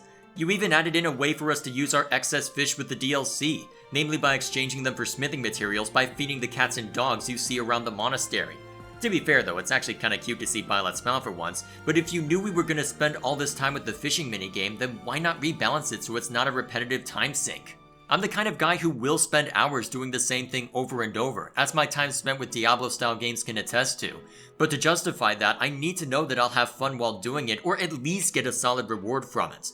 And in this case, I'm mashing A to a basic rhythm for minor increments to my professor level that I'll be annoyed if I miss, for fish that before version 1.1's DLC I would have just sold back to hopefully get a minor return on investment. Or major if I'm lucky enough to find a golden fish or something akin to that, but given how spread out those are, even on days where they're supposed to be more regular, it can seem pointless to go through that effort.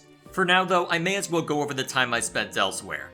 Where support conversations, main story missions, and paralogs are concerned, I didn't properly comprehend how long I was spending with them until after I looked back at my footage, which means at least I was engaged during that time, even if it was a lot.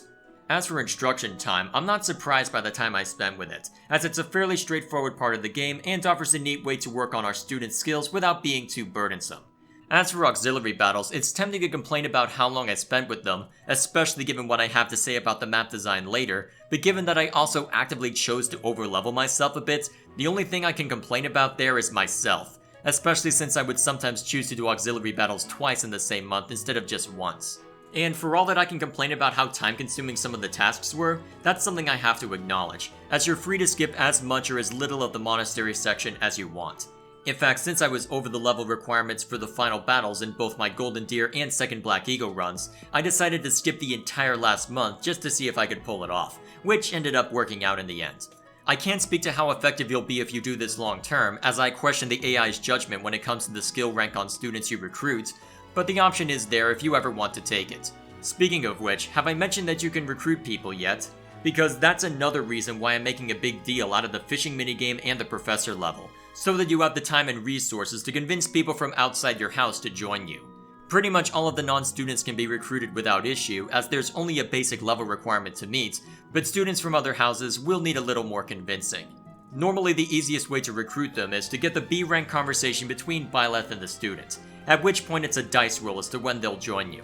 To make the process easier, you can work Byleth up to D+ rank in the specific skill they're interested in, which will ensure that they join you if you ask them directly. Alternatively, you can build up to C rank, at which point you only have to worry about getting the C rank conversation, but depending on which class you want Byleth to be, that might not be ideal. Also bear in mind that for Caspar and Ferdinand von Eyre, you can't get their B rank conversation with Byleth until after the time skip, and if you don't recruit someone before that point, you won't be able to recruit them later.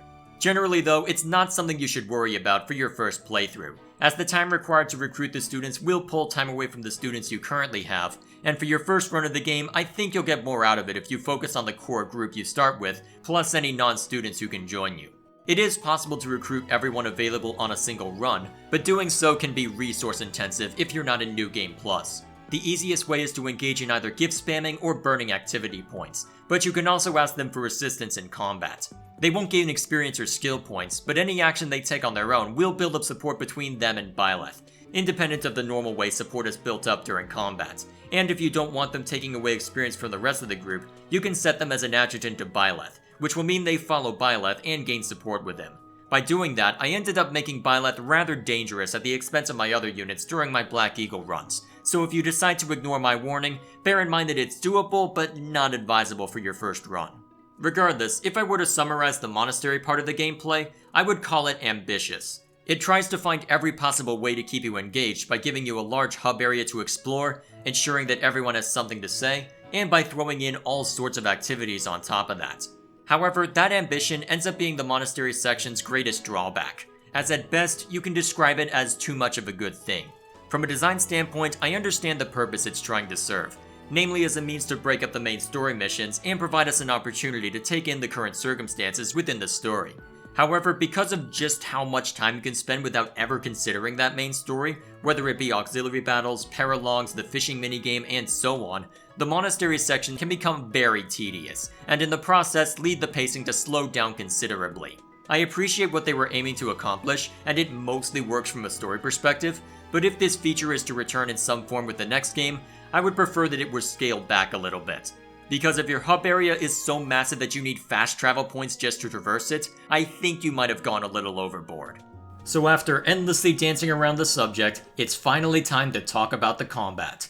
If you've played a Fire Emblem game within the last century, then you pretty much know what to expect, but here's a primer for the unfamiliar. At its core, it's a turn-based strategy game where you have a team of characters and are tasked with completing a given objective, be it defeating every enemy, defeating a specific unit, or surviving for a set number of turns. To make things more complicated, however, every unit has their own strengths and weaknesses, with the only difference from previous games being that you've had more say in what those are.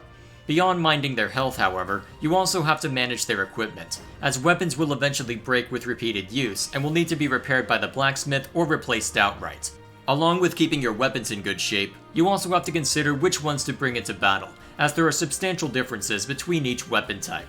For instance, if you attack an enemy with gauntlets, you're guaranteed to attack twice before they have a chance to respond, making them an effective offensive weapon.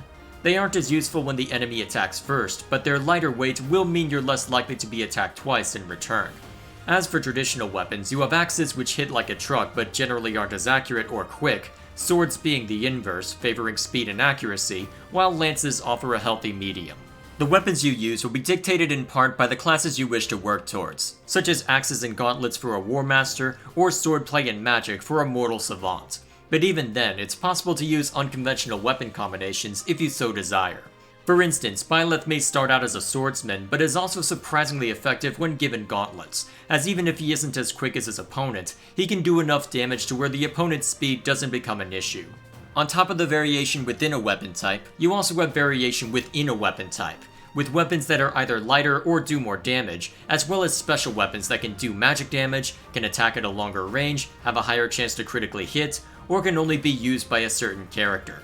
However, if you're familiar with Fire Emblem's combat, there is a system that will be conspicuous by its absence, specifically the weapon triangle. Back in the olden days, we didn't have no fancy gauntlets, but instead the ingrained knowledge that you never send a swordsman against a spearman, a fact that isn't nearly as prevalent this time around.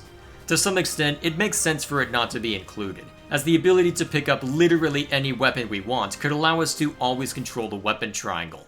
They also introduce an ability system to effectively replace it, as it allows you to create greater variety between units without relying purely on the weapons being used. Said abilities are unlocked as you gain more experience at certain skills or when you spend enough time with a class, but to encourage you to specialize, they restrict the number of these that can be used to 5, barring an innate one for each character and maybe something extra depending on the class you're using. For instance, flying and cavalry units are able to use any remaining movement after attacking, allowing them to hit an opponent out in the open and then retreat to safer ground. They also hide what are called weapon breakers within these abilities, which are unlocked when you reach B rank with the old school weapons, but only affect your ability to hit and avoid getting hit. That being said, it's functionally similar to the old weapon triangle, as improving your weapon skills mean you can use more powerful weapons within a given type, as well as improve your ability to use them. That then means you're far more likely to use one or maybe two specific weapon types in any given fight, and because the enemy almost always use weapon breakers after a while, it is something you have to pay attention to. Whether you'll be using the weapon breakers yourself is another story, as there are so many abilities you can unlock that it can be a tough choice on whether you want a general improvement or a greater chance to hit and dodge when against a specific weapon. Because of the strategic options that abilities provide, they do give you more reason to keep different characters around, even if you spec them into similar classes. But it also makes it harder to view what a given unit is capable of at a glance, which is why I take issue with the weapon triangle being de-emphasized. It was simple but intuitive, and while it's still present to a degree, I would have preferred it to be an innate characteristic instead of something we actively chose to interact with. Outside of my hang-up with the weapon triangle, I do like the fact that I have the option to choose which upgrade to take with me, even if I didn't realize you could do that until Maddening Mode. Before it's said though, I don't recall there being a point where the game tells you that you can slot abilities in and out, but given that it's an option you can tamper with alongside your weapons and other characteristics, I'm more willing to accept that I went full game journalist on this one. Though given that I held my own in all of my hard mode runs without needing to tamper with the system, that's either a testament to the skills you're automatically assigned, or the reason the game has been called the easiest one in the franchise, or at least second only to the Sacred Stones. Anyway, because of the restrictions on how many abilities can be active at once, even if you're able to unlock a ton of classes and spend time with all of them, you'll eventually need to file your units down to more defined roles, meaning it's virtually impossible to create a unit without some kind of weakness, and will therefore mean you need to think carefully if you want to keep everyone alive. Beyond just the abilities, there are other additions they throw in to keep you on your toes. To start, there are a number of accessory items you can equip, such as special gems to increase the rate at which you gain experience or skill points, shields to increase your defense, or rings that can augment a specific stat. Generally, you'll start with everyone carrying shields, and though it might be tempting to keep that up for the entire game, doing so will increase a character's weight stat, which is taken into consideration when calculating how many strikes you or your opponent can dish out on a single turn. Because of that, once you get more rings and other accessories, you have a small decision as to whether you want to augment a particular stat, or take an attack speed penalty in exchange for higher defense. Also, with enough practice at a certain weapon type, you're able to unlock combat arts that consume more weapon durability but offer some kind of improvement, such as higher damage or greater accuracy. Some of these combat arts are also tailored at countering certain units, as Grounder allows a swordsman to do more damage to flying units, and Helm Smasher allows axe users to heavily damage armored units without the need for a specific weapon. What's even better is, as we'll discuss with magic, not everyone will have access to the same combat arts, which can give even more reason to field different units. For instance, Leonie can unlock point-blank volley, allowing her to get into melee range of a unit and immediately strike twice before the enemy can respond, while Ash can unlock the Deadeye combat art, allowing him to hit targets far away from him, though with a notable decrease in accuracy. Hence why the ability you get from mastering the Archer class gives extra hit rates. Most weapons take an accuracy penalty if you can use them beyond a range of 2, which makes that a really useful ability to pick up. To ensure that you don't go overboard with these combat arts though, you can only bring 3 of them into a given battle, further incentivizing you to focus on a specific weapon. Also, by virtue of the new Authority skill, you can recruit battalions to fight alongside you, which will give stat boosts to the character they're assigned to, can gain experience and level up to increase those stat boosts, and grant you access to special abilities called Gambits. Virtually all of them are useful in some way, be it displacing enemies, locking them in place for a turn, dealing damage in an area, or healing an entire group. These Gambits can't be used very often, and if you take enough hits the battalion will retreat from battle, but when used, they can be absolutely devastating, especially if you're willing to invest in the Authority skill, as that way you can unlock battalions that can withstand more hits and are more useful overall. And if you want even more small things to worry about, certain characters have crests that may allow them to wield a corresponding hero's relic and offer buffs during combat. For instance, Lysithia's Crest of Gloucester will sometimes increase the damage she does with magic attacks and allow her to use Thyrsus, a wand that sometimes halves the damage she receives and effectively doubles her attack range, making her a valuable mage that can hit like a truck, even outside the range of most archers.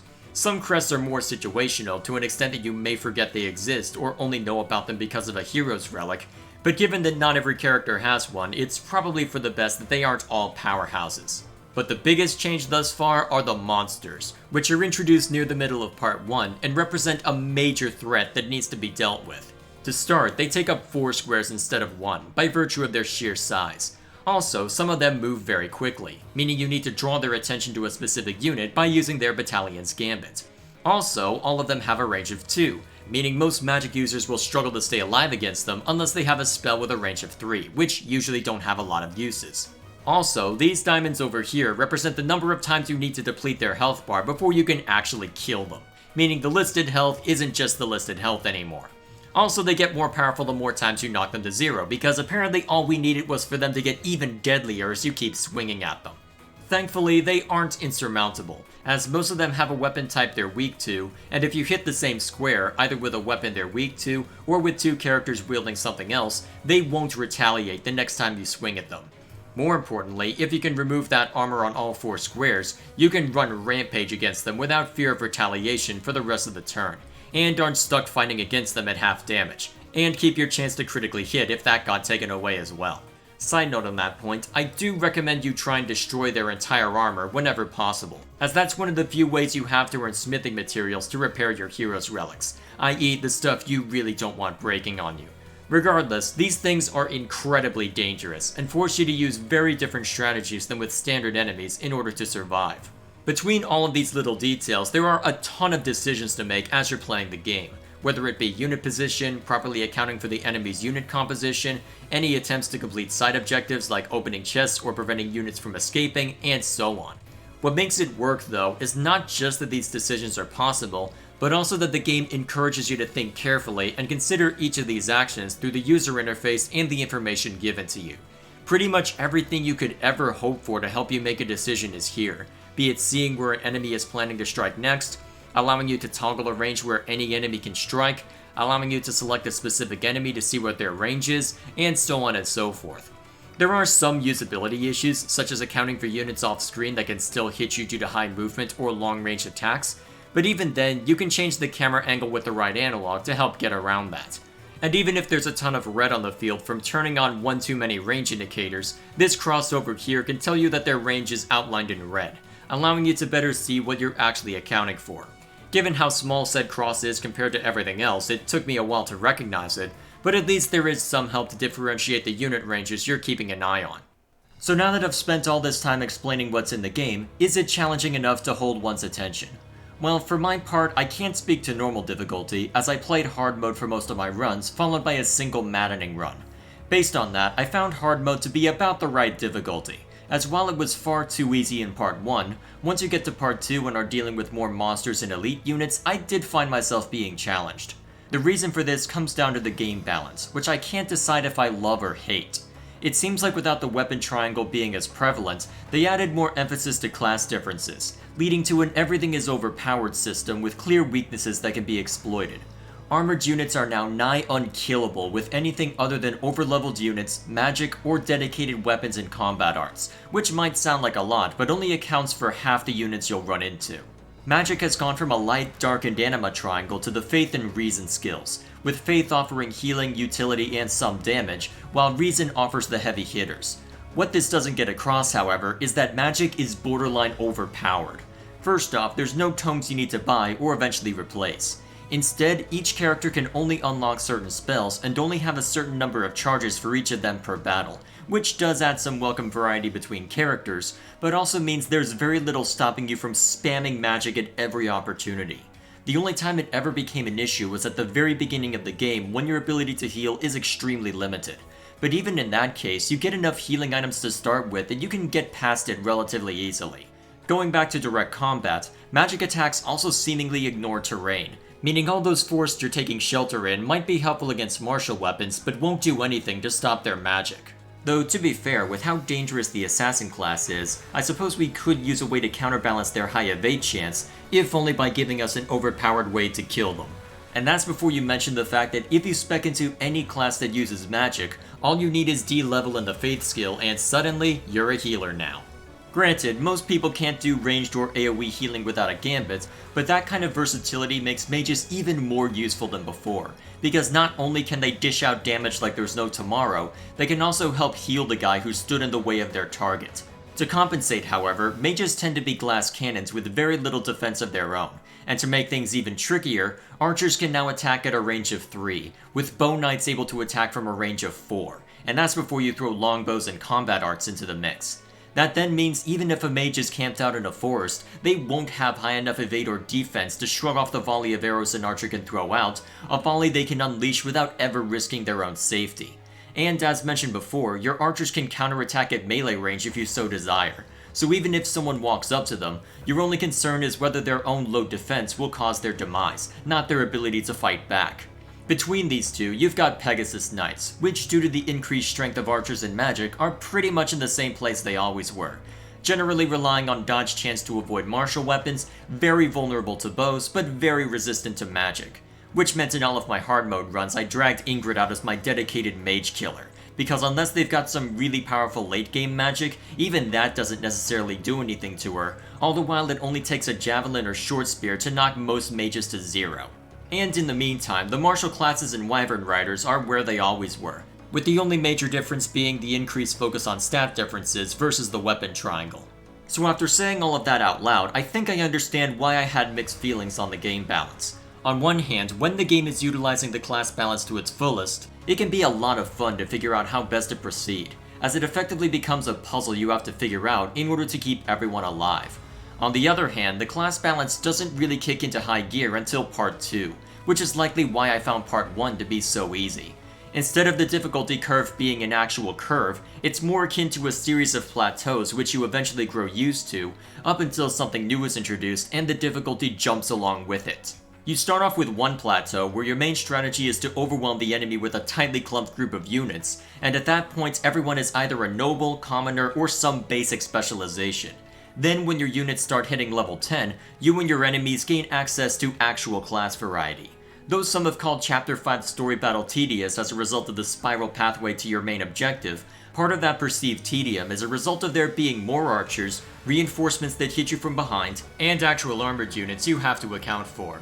That then means it's not just a matter of throwing your entire group at the enemy, but also worrying about facing the archers on the other side of the wall, making sure your mages are close enough to the front so they can take out the armored dudes, and properly accounting for when reinforcements show up. As a result of all this, not only are you dealing with a lengthy spiral pathway, you're already moving slower to begin with. Then when standard enemies get weapon breakers, you have another plateau, where suddenly you can't just throw a unit like Felix at every situation due to Spearmen and Pegasus Knights getting Sword Breaker. Even then though, I hesitate to call this an added plateau, as with how the weapon triangle has been de-emphasized, it's easy enough to exploit this if you so desire. For the example where you can't throw Felix at everyone, there's nothing stopping you from giving him an iron bow if you want to make Pegasus Knights regret coming near him, or if you want to avoid anyone with Swordbreaker. The weapon triangle certainly plays a role in Maddening Mode, as the hit and dodge rates start to matter when you really don't want to get nailed in the face by a powerful unit, but in my hard mode runs, I could effectively ignore it. Regardless, once you're close to Part 2, the class variety on both your team and your opponents is in full swing, and when combined with the number of units they start throwing at you, the game can actually start posing a challenge. And then you hit the final battle where they say, hey, you know that difficulty you got comfortable at all the way up to this point? Well, we're just gonna make things about twice as hard now. Have fun running out of healing and Divine Pulse charges, jerk. And to be fair, I might be setting that up as a complaint, but that contrast meant the final battles were always the highlight of my run. Not just for how hard they can be, but also for how different each one is. One of them coats the center area in terrain that will damage you if you start your turn in it, and mandates you take out a number of units before you even stand a chance at completing your goal. Another takes the idea of the dangerous terrain, spreads it across the entire map, and creates discrete paths to try and channel you into even more dangerous situations. A third starts you out surrounded, which forces you to think carefully as to where to pick your battles, and how to make progress against the incoming units, made even worse by the fact that the easily defensible positions may lead you to spread yourself thin. And finally, one of them abandons all subtlety and has a unit that will try to hit 2 of your units per turn, from all the way across the map, all while trying to overwhelm you with a bunch of other long-range nonsense, alongside enough other units to where you're caught between just trying to survive and needing to push forward before all of your healing runs out. Which leads us to talking about the map design, which outside of the final battles is a mixed bag. From a design standpoint, it throws in the usual hazards in order to force you to vary your strategy, be it forests that are harder to move through but offer higher defense and dodge chance, physical barriers while indoors that even flyers can't pass through, not that it'll stop you from shooting through them somehow, long-range static defenses that units can take control of, sand that only mages and flyers can traverse normally, and special tiles that will either damage or heal whoever stands on them. Due to the hazards themselves, as well as where they put enemy units, the story missions are able to stand out a fair amount, and since I didn't put much focus into flying units, I was forced to grapple with the terrain and am therefore more appreciative of how it made me vary my strategy. However, there are 2 major flaws that have to be addressed.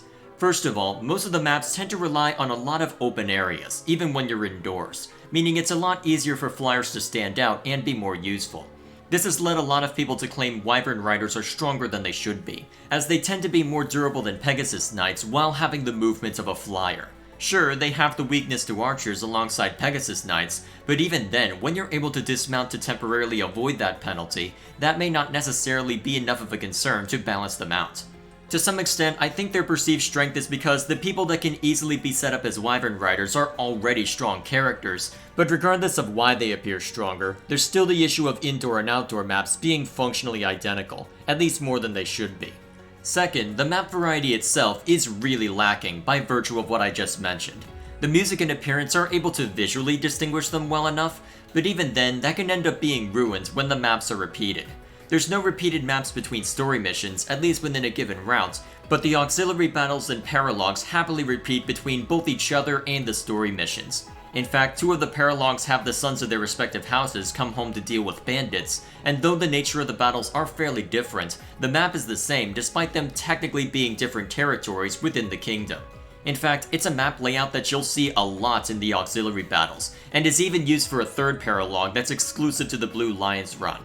Though the auxiliary battles may give you time to experiment with different unit compositions and against different kinds of units, it can become repetitive to use the same or similar strategy over and over for the sake of grinding. Before I move on though, I should mention the most likely reason for why they're repeated so much, as it's now possible to zoom all the way into your units and see them move around directly on the battlefield. In order to accommodate this, they not only had to create the general map you see when you're viewing the field normally, but also a detailed model for whenever you move up close. This then means the time required to set up each map is far greater than normal, especially since the combat animations rely on that detailed model as a background. In isolation, it's a feature that I really like, as it allows us to see our units up close and personal, and gives us a direct visual cue for adjutants and garrisons. It also makes sense from a business standpoint, as they're using the same or similar engine from Fire Emblem Warriors, a game they likely made in order to test out what the Switch was capable of, and to get a basis for the character models and art style. However, while this might explain why the map variety is more limited than otherwise, that doesn't necessarily excuse it. For one thing, this might be a neat feature, but it's a feature that even after learning about it halfway through my time with the game, I literally never used. The only reason I have footage of it at all was because I thought to demonstrate it for this video, and by then I was at chapter 9 in my Maddening Mode run, after playing through the game 4 times over. It's a neat detail, but one that's largely window dressing for the main game, especially since after a while I ended up using the complete opposite setting almost exclusively, zooming as far out as possible in order to survey more of the map at a glance. Beyond that, if the assumptions I've made are true, then that doesn't mean the lack of map variety goes away, it merely shifts the problem from lack of intent or creativity to technical limitations, and self-inflicted ones at that. I can sympathize with trying to rework existing software to do something else entirely, but if we were to excuse gameplay issues based on the tech they're using, then no one would have a bad thing to say about games like Mass Effect Andromeda, as a lot of that game's technical failings are a result of an engine originally intended for first-person shooters being applied to an open-world RPG.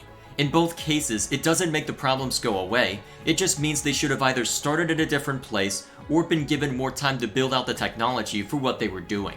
I appreciate that the background on combat animations is determined by where you physically are on the map, and zooming in all the way to move units around directly is a nice touch, but if those features had to be cut in order to create more maps, I would far prefer there to be more gameplay variety over visual variety.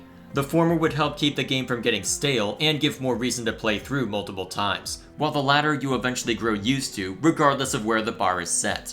Luckily, there is one way the game can add replayability without relying on the map design, and that's with Maddening Mode, the hardest difficulty setting in the game, and a mode that forces you to play very differently than before. Strangely enough though, where the difficulty curve is concerned, it almost seems inverted. In hard mode, the game is a breeze during part 1 and noticeably picks up steam during part 2. In Maddening Mode though, it seems to be the opposite, as I was one of those foolish mortals who decided to play it without New Game Plus. Because of that, part 1 was incredibly hard because of just how much they throw at you, a fact which needs to be detailed in full to be understood. First, they throw more units at you, meaning you have to proceed more slowly right off the bat. Then they take the recommended level for each mission and set the enemy units anywhere from 5 to 7 levels higher than that, a fact which made the mock battle at Chapter 1 go from an interesting challenge in hard mode to an hour-long slog filled with trial and error. Then you go to Chapter 2 and find out that enemy units are now equipped with some rather nasty abilities. Oh look, a thief who can pass through my backline and strike at my weaker units despite enemy units normally acting as barriers. Lovely. Oh look, an archer who can already hurt us pretty badly and then adds more pain because he was given Poison Strike. That's something you get from maxing out the Dark Mage class, and is used to guarantee damage so long as the unit initiates combat, even if they only breathe on their target. How the hell did it get on literally every unnamed archer? Welp, so much for boldly sallying forth. I guess I'm just gonna have to bait them out somehow without tanking the initial strike, which is totally not gonna make this more tedious than it already was. Ah well, at least this big scary cavalry unit called the Death Knight is gonna remain right where he is without directly challenging us. A fact that the game reminds you of, courtesy of a line from your house leader, a line that also bundles in a warning to stay away from him, and why did he just move toward us, and why is he trying to kill me? Ugh, now I'm gonna have to rely on sheer dumb luck to take him out until I can build up one character that can play hard to get, and another that can actually take him out. Ah well, at least that luck is only required at the start of the battle, so it's not the most tedious thing ever, and is something that can technically be properly accounted for. So, on to the next fight. Nothing out of the ordinary yet, reinforcements coming in from the back as expected, though it seems like they caught up to us earlier than I remember. I'm sure it's nothing. Let's just do our best to overcome the army being thrown at us, and then move up to deal with the leader. Oh yeah, there's that group that shows up to flank us. Nothing to worry about though, since the game is courteous enough to have reinforcements strike the turn after they appear, instead of as soon as they show up. That then means we have a chance to respond to where dealing with them becomes a part of our strategy that we have to adapt to, rather than something unfair that comes in out of nowhere and just takes out one of our mages. Like it just did. Okay, look. I'll admit that the other things I've mentioned can be annoying to deal with, as they force you to play radically different than in hard mode, but that's ironically what I liked about them. When Maddening Mode was released, I was most of the way through what would have been my final run with the game, specifically with the Golden Deer. Because I had played it in New Game Plus, I figured that it would be good to play it again on Maddening Mode without New Game Plus, to see how difficult the game could be. And though I may be setting this up like I'm complaining about the system, I really like getting challenged by stuff like this. When push comes to shove, this is a strategy game, and in case I haven't made it clear yet, I primarily judge them by how effectively they can make me vary my strategy. I may settle on a common setup, but if a game forces me out of that comfort zone and makes me actively think, it makes the scenario more satisfying to pull off and is something I really like as a result. In this case, since I had just played the routes on an easier mode, it was cool to see what the game could do when it held nothing back, as it forced me to realize how sloppy I had become after getting used to Divine Pulse, made me use every tool at my disposal in order to survive, and transformed a section of the game that was otherwise a cakewalk into a real challenge. But ambush spawns, i.e. the reinforcements that come in and then immediately act, are where I draw the line, as that's not presenting me a new threat that has to be accounted for, that's punishing me for the crime of not being omniscient, forcing me to either burn a charge of Divine Pulse or start over entirely. It's not a point where the game gets more interesting, it's a point where the game becomes frustrating and unfair. And though I knew about some of the reinforcements because I had played the route on hard and maddening back to back, it's still an obnoxious addition. Regardless, it may be challenging for part 1, but ironically, after I got past chapter 13, it was still more difficult compared to hard mode, but the jump in difficulty was a lot less severe. I think the reason is because, knowing how hard the final battle might be, I had selected the team I was going to use for it, and focused entirely on them and any characters I would need for the remaining paralogs. Because of that, I ended up grossly overleveled compared to what was recommended for each mission, meaning the challenge of fighting substantially more powerful units wasn't nearly as pronounced, especially after customizing my character's abilities and equipment to where they could hold their own more effectively. As a result, Part 2 ended up feeling easier than Part 1, with the exception of an obnoxious paralog or two, up until I reached the final battle and it once again forced me to be really creative in order to keep everyone alive, to say nothing of actually winning. Speaking of keeping everyone alive though, there is an elephant in the room that needs to be addressed, the ability to disable Permadeath. For the unfamiliar, when a unit's health is dropped to 0, they're not just unusable for the rest of the battle, they're straight up dead. There may be some exceptions for characters who remain for story reasons, but even then, they can't be used in combat anymore. The purpose of this is to add more tension to battles, as with how much time is given to each character through support conversations, paralogs, and the main story, losing any character is effectively a failure state, even if a game over screen is only brought up when specific characters are killed. However, starting from New Mystery of the Emblem, they added a casual mode that made this feature optional, a fact which caused quite the stir when it was first introduced, and has been carried over into this game as well. In principle, I understand why the casual mode was added in, as there can be plenty of frustration built into Permadeath's existence. For one thing, as I've mentioned in other videos, there's an inherent disconnect between the core gameplay loop of a turn-based strategy game and the RPG reward system used for unit growth. The former gives you a goal of defeating the enemy as efficiently as possible, which often means remaining grouped, letting your strong units bear the brunt of an enemy offensive, and then allowing your remaining forces to clean up the scraps. However, for an SRPG, that strategy might work in the short term, but not the long term, as the reward system of an RPG means that a unit is rewarded for how well they perform in battle. That then means even if you pay close attention to every unit's level, you run the risk of creating a power disparity. Once that difference shows up, the stronger unit will be able to withstand more attacks, deal more damage, and therefore gain more experience, creating a rich get richer scenario that will make other units simply not worth fielding after a while. Worse yet, because of that disparity, not only does it make it harder for the neglected units, it makes the game potentially insurmountable after a while. As given the game balance, you might be able to one-man army some scenarios, but eventually you'll come across a unit composition or weapon type that the one-man army can't handle. Once you reach that point, it'll be much more difficult to get through without someone dying, and then you end up getting stuck or needing to sacrifice one of those weaker units to carry on. This is part of the reason I found the game more difficult when I made a concerted effort to recruit students from other houses, as with how strong Byleth ended up being, other units were neglected to where I had to make a concerted effort to get them up to par. On top of that, the fact that the game relies on probability for when attacks and critical hits land means it can be hard to predict how dangerous a given situation is. In fact, in one battle, a misclick led me to putting Byleth in kill range of an archer, a situation he managed to survive despite a 1 in 5 chance to make it.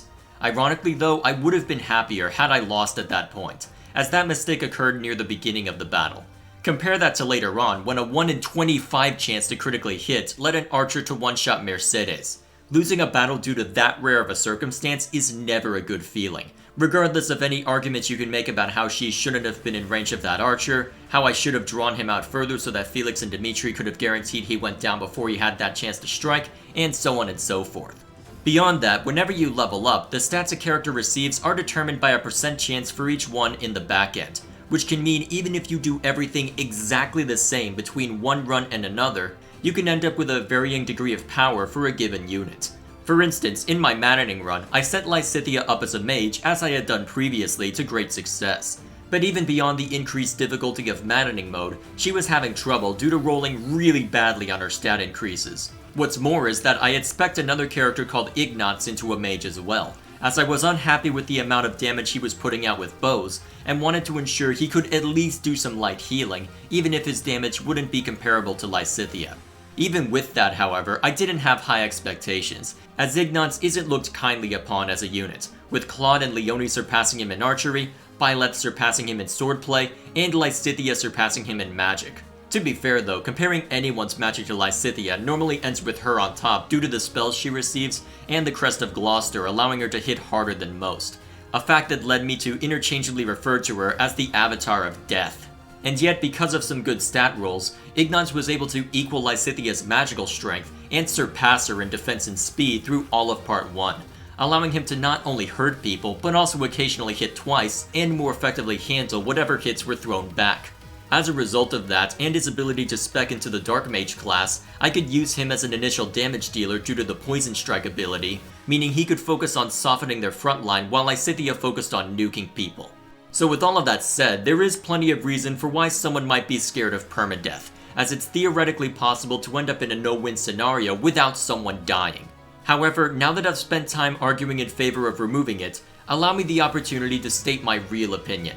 That casual mode was a mistake that never should have been added to the franchise. Before it's said though, I'm aware that it's only a choice that doesn't technically affect me if I don't want it to, and I'm also aware that by saying this I'll look like an elitist jerk, but here's my reasoning for this assertion. To start, there's a simple principle I hold to when it comes to gameplay difficulty. Nothing ventured, nothing gained. It's the same reason why fans of platformers or Souls-like games are so enamored by them, despite the fact that said games will routinely beat them into the ground, because of the satisfaction of staring that challenge in the face and overcoming it. For example, take a look at the time I spent with Chapter 5 in Maddening Mode.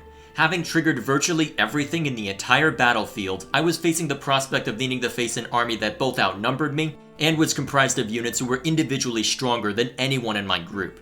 Facing them down directly wasn't going to work, so knowing full well that I would need to bottleneck them, I held my position where I knew I could restrict their movement. From there, it became a matter of careful planning, calculated risks, and constantly thinking ahead to every new danger that would be approaching, leading to a battle that was exhilarating to overcome. I may still have had an obnoxiously long, boring trek due to there being very few enemies left, and the ambush spawns I mentioned earlier were even more obnoxious than that, but at least I could walk away from the battle knowing I had overcome one of the most dangerous obstacles the game had thrown at me yet. Beyond that, despite the arguments in favor of casual mode I mentioned earlier, this game does more than any SRPG I've seen to minimize their impact. In order to improve your unit's effectiveness, you can position other units within range of the enemy you're targeting. This alone encourages you to build up each unit so that they're able to survive and help each other out at the same time, and is further incentivized by how support level is built up during combat. Instead of just having 2 units stand next to each other at the end of a turn, now it's increased by either being in range of the enemy you're facing, being next to you when you land the strike, or taking any other action to assist them, whether it be a rally to bolster a particular stat, healing, or the dance skill to refresh a unit's turn. Not only that, but because of that feature and the numbers themselves, weapon accuracy is still a consideration, but is generally reliable.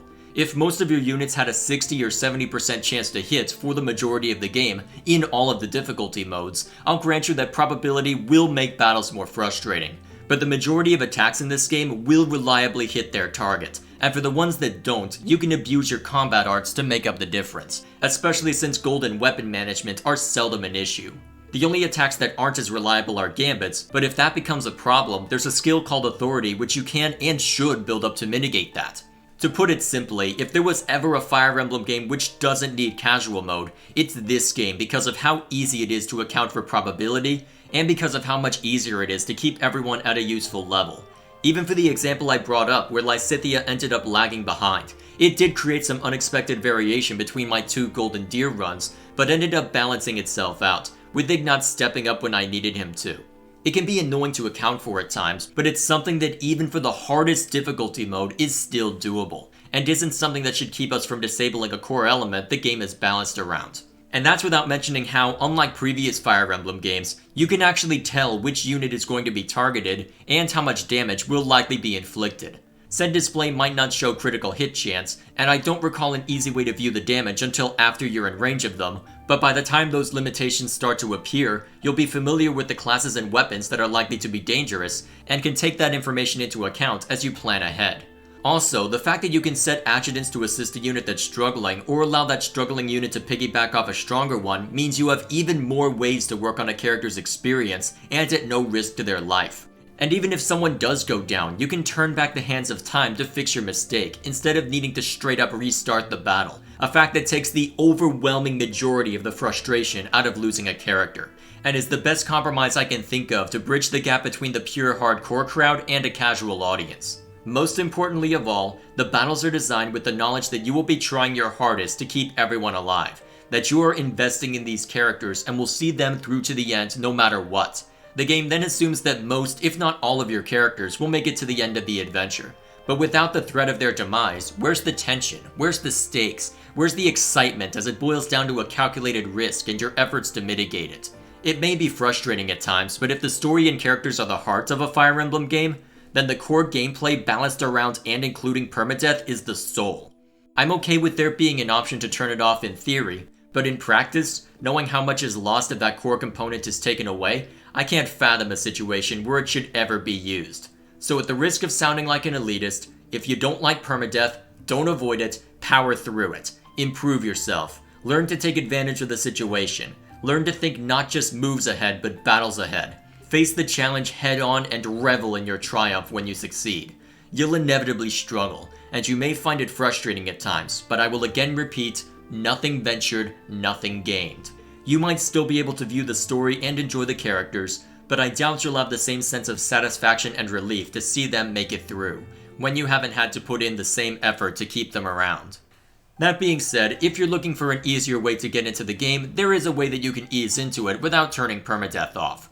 If the story catches your attention, you'll definitely want to play through more than once, so here's my recommendation for that. If you're scared of the difficulty, begin on normal mode, as unlike the other difficulty modes, if you choose to battle on your day off, you can repeat certain auxiliary battles as much as you want. That then means the gameplay disconnect I mentioned earlier is non-existent for normal mode, and can give you an opportunity to experiment with the combat before you move on to the main missions. After that, I can't say how ready you'll be for hard mode when you choose a different house, but you can at least ease into it thanks to New Game Plus. Once that you've played the game at least once, you can use your save data from any completed run as the basis for a new game, which allows you to keep 3 things: your battalions, your statue level, and your renown, to say nothing of the metric ton of renown you get on top of that, even if you used it all on your previous run. This will mean you'll spend less gold trying to build your battalions back up, and will retain all of the benefits you earned with the Saint statues, making it easier to raise your character's skill level and combat experience. You can also spend your renown in more places than just the statues, as you can use it to fast track pretty much everything you can think of. The professor level that determines how much you can do during the exploration section, you can max that out with the push of a button, taking away the need to spend hours with the fishing minigame, allowing you to more easily recruit students from other houses, and allowing you to bolster your current students even more than before. Your students' motivation will still be a blocker, but since you can also directly earn previously unlocked support levels between Byleth and another character, you may not even have to worry about spending activity points in order to get the gang back together.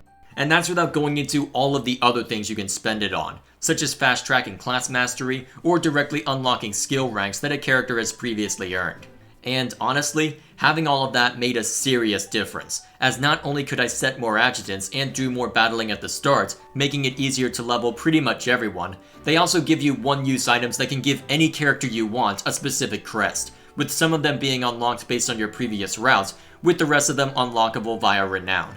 I didn't experiment with them myself because I really didn't need to, but the idea of allowing a character to use more than one hero's relic sounds insanely broken. So after all of that has been said, it's time to take almost 2.5 hours of praise, derision, and tangents and tie it all together. Overall, I really enjoyed my time with the game, but looking back on everything I've said, it can be hard to reconcile that with all of the flaws. The Monastery was a welcome addition from a story perspective, but becomes highly repetitive, especially since you have to play the game 3 to 4 times over just to get the whole story. The localization has moments of brilliance, but then there are moments where dialogue is changed to where it doesn't work as well or is flat out inaccurate.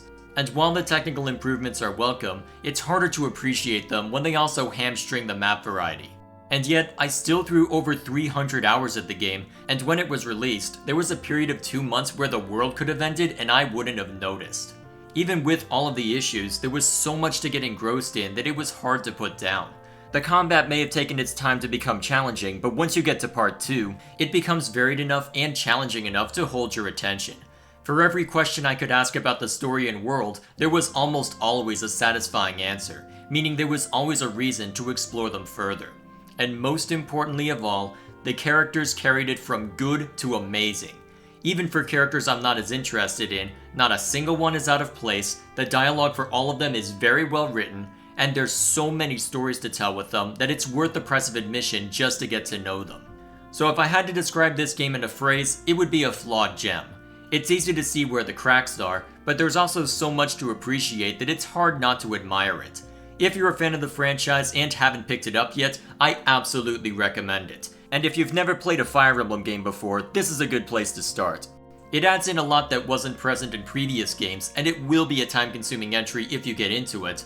But if you've made it to this point in the video without skipping around, I think you've got the attention span to see the game through. And I hope what I've detailed here has helped you make a decision. With that said, that's all I have for this video, and if you did make it to this point, thanks for taking the time to do so. I don't normally spend this long on a single game, but with how much fun I had with it, I wanted to be sure that I was thorough. And honestly, given how long it took to complete, every time I thought I had covered everything, yet another thing came to mind or another bit of DLC release that I needed to account for. Even with this, there's probably something I could have covered in more detail, but I can always tack that onto a follow-up video once I've gotten through the Cindered Shadows DLC. At the time of recording it isn't out yet, but I'm certainly looking forward to seeing what else the game can throw at me, and will likely make another video depending on how substantial the additions are. For now, if you're looking for more to watch and want to see more of the game in motion, feel free to check out my second channel, Dr. J Unscripted, where you can find all of my live streams of the game. It has the hallmarks of someone new to live streaming, with all of the audio issues to prove it, but if you want to see how I came to my conclusion in real time, most of the time I spent with the game is up there. As for this channel, I'll probably be taking a week or two away from it to unwind, but given the number of games I threw into the backlog on this game's account, I am not at a loss for stuff to review. My focus is usually on older games from the perspective of a newcomer, and I don't know if I'm going to be this in-depth with every review moving forward, but I'm looking forward to what the new year will bring. Regardless, thank you once again for watching, let me know what you think in the comments below, and I'll see you all later.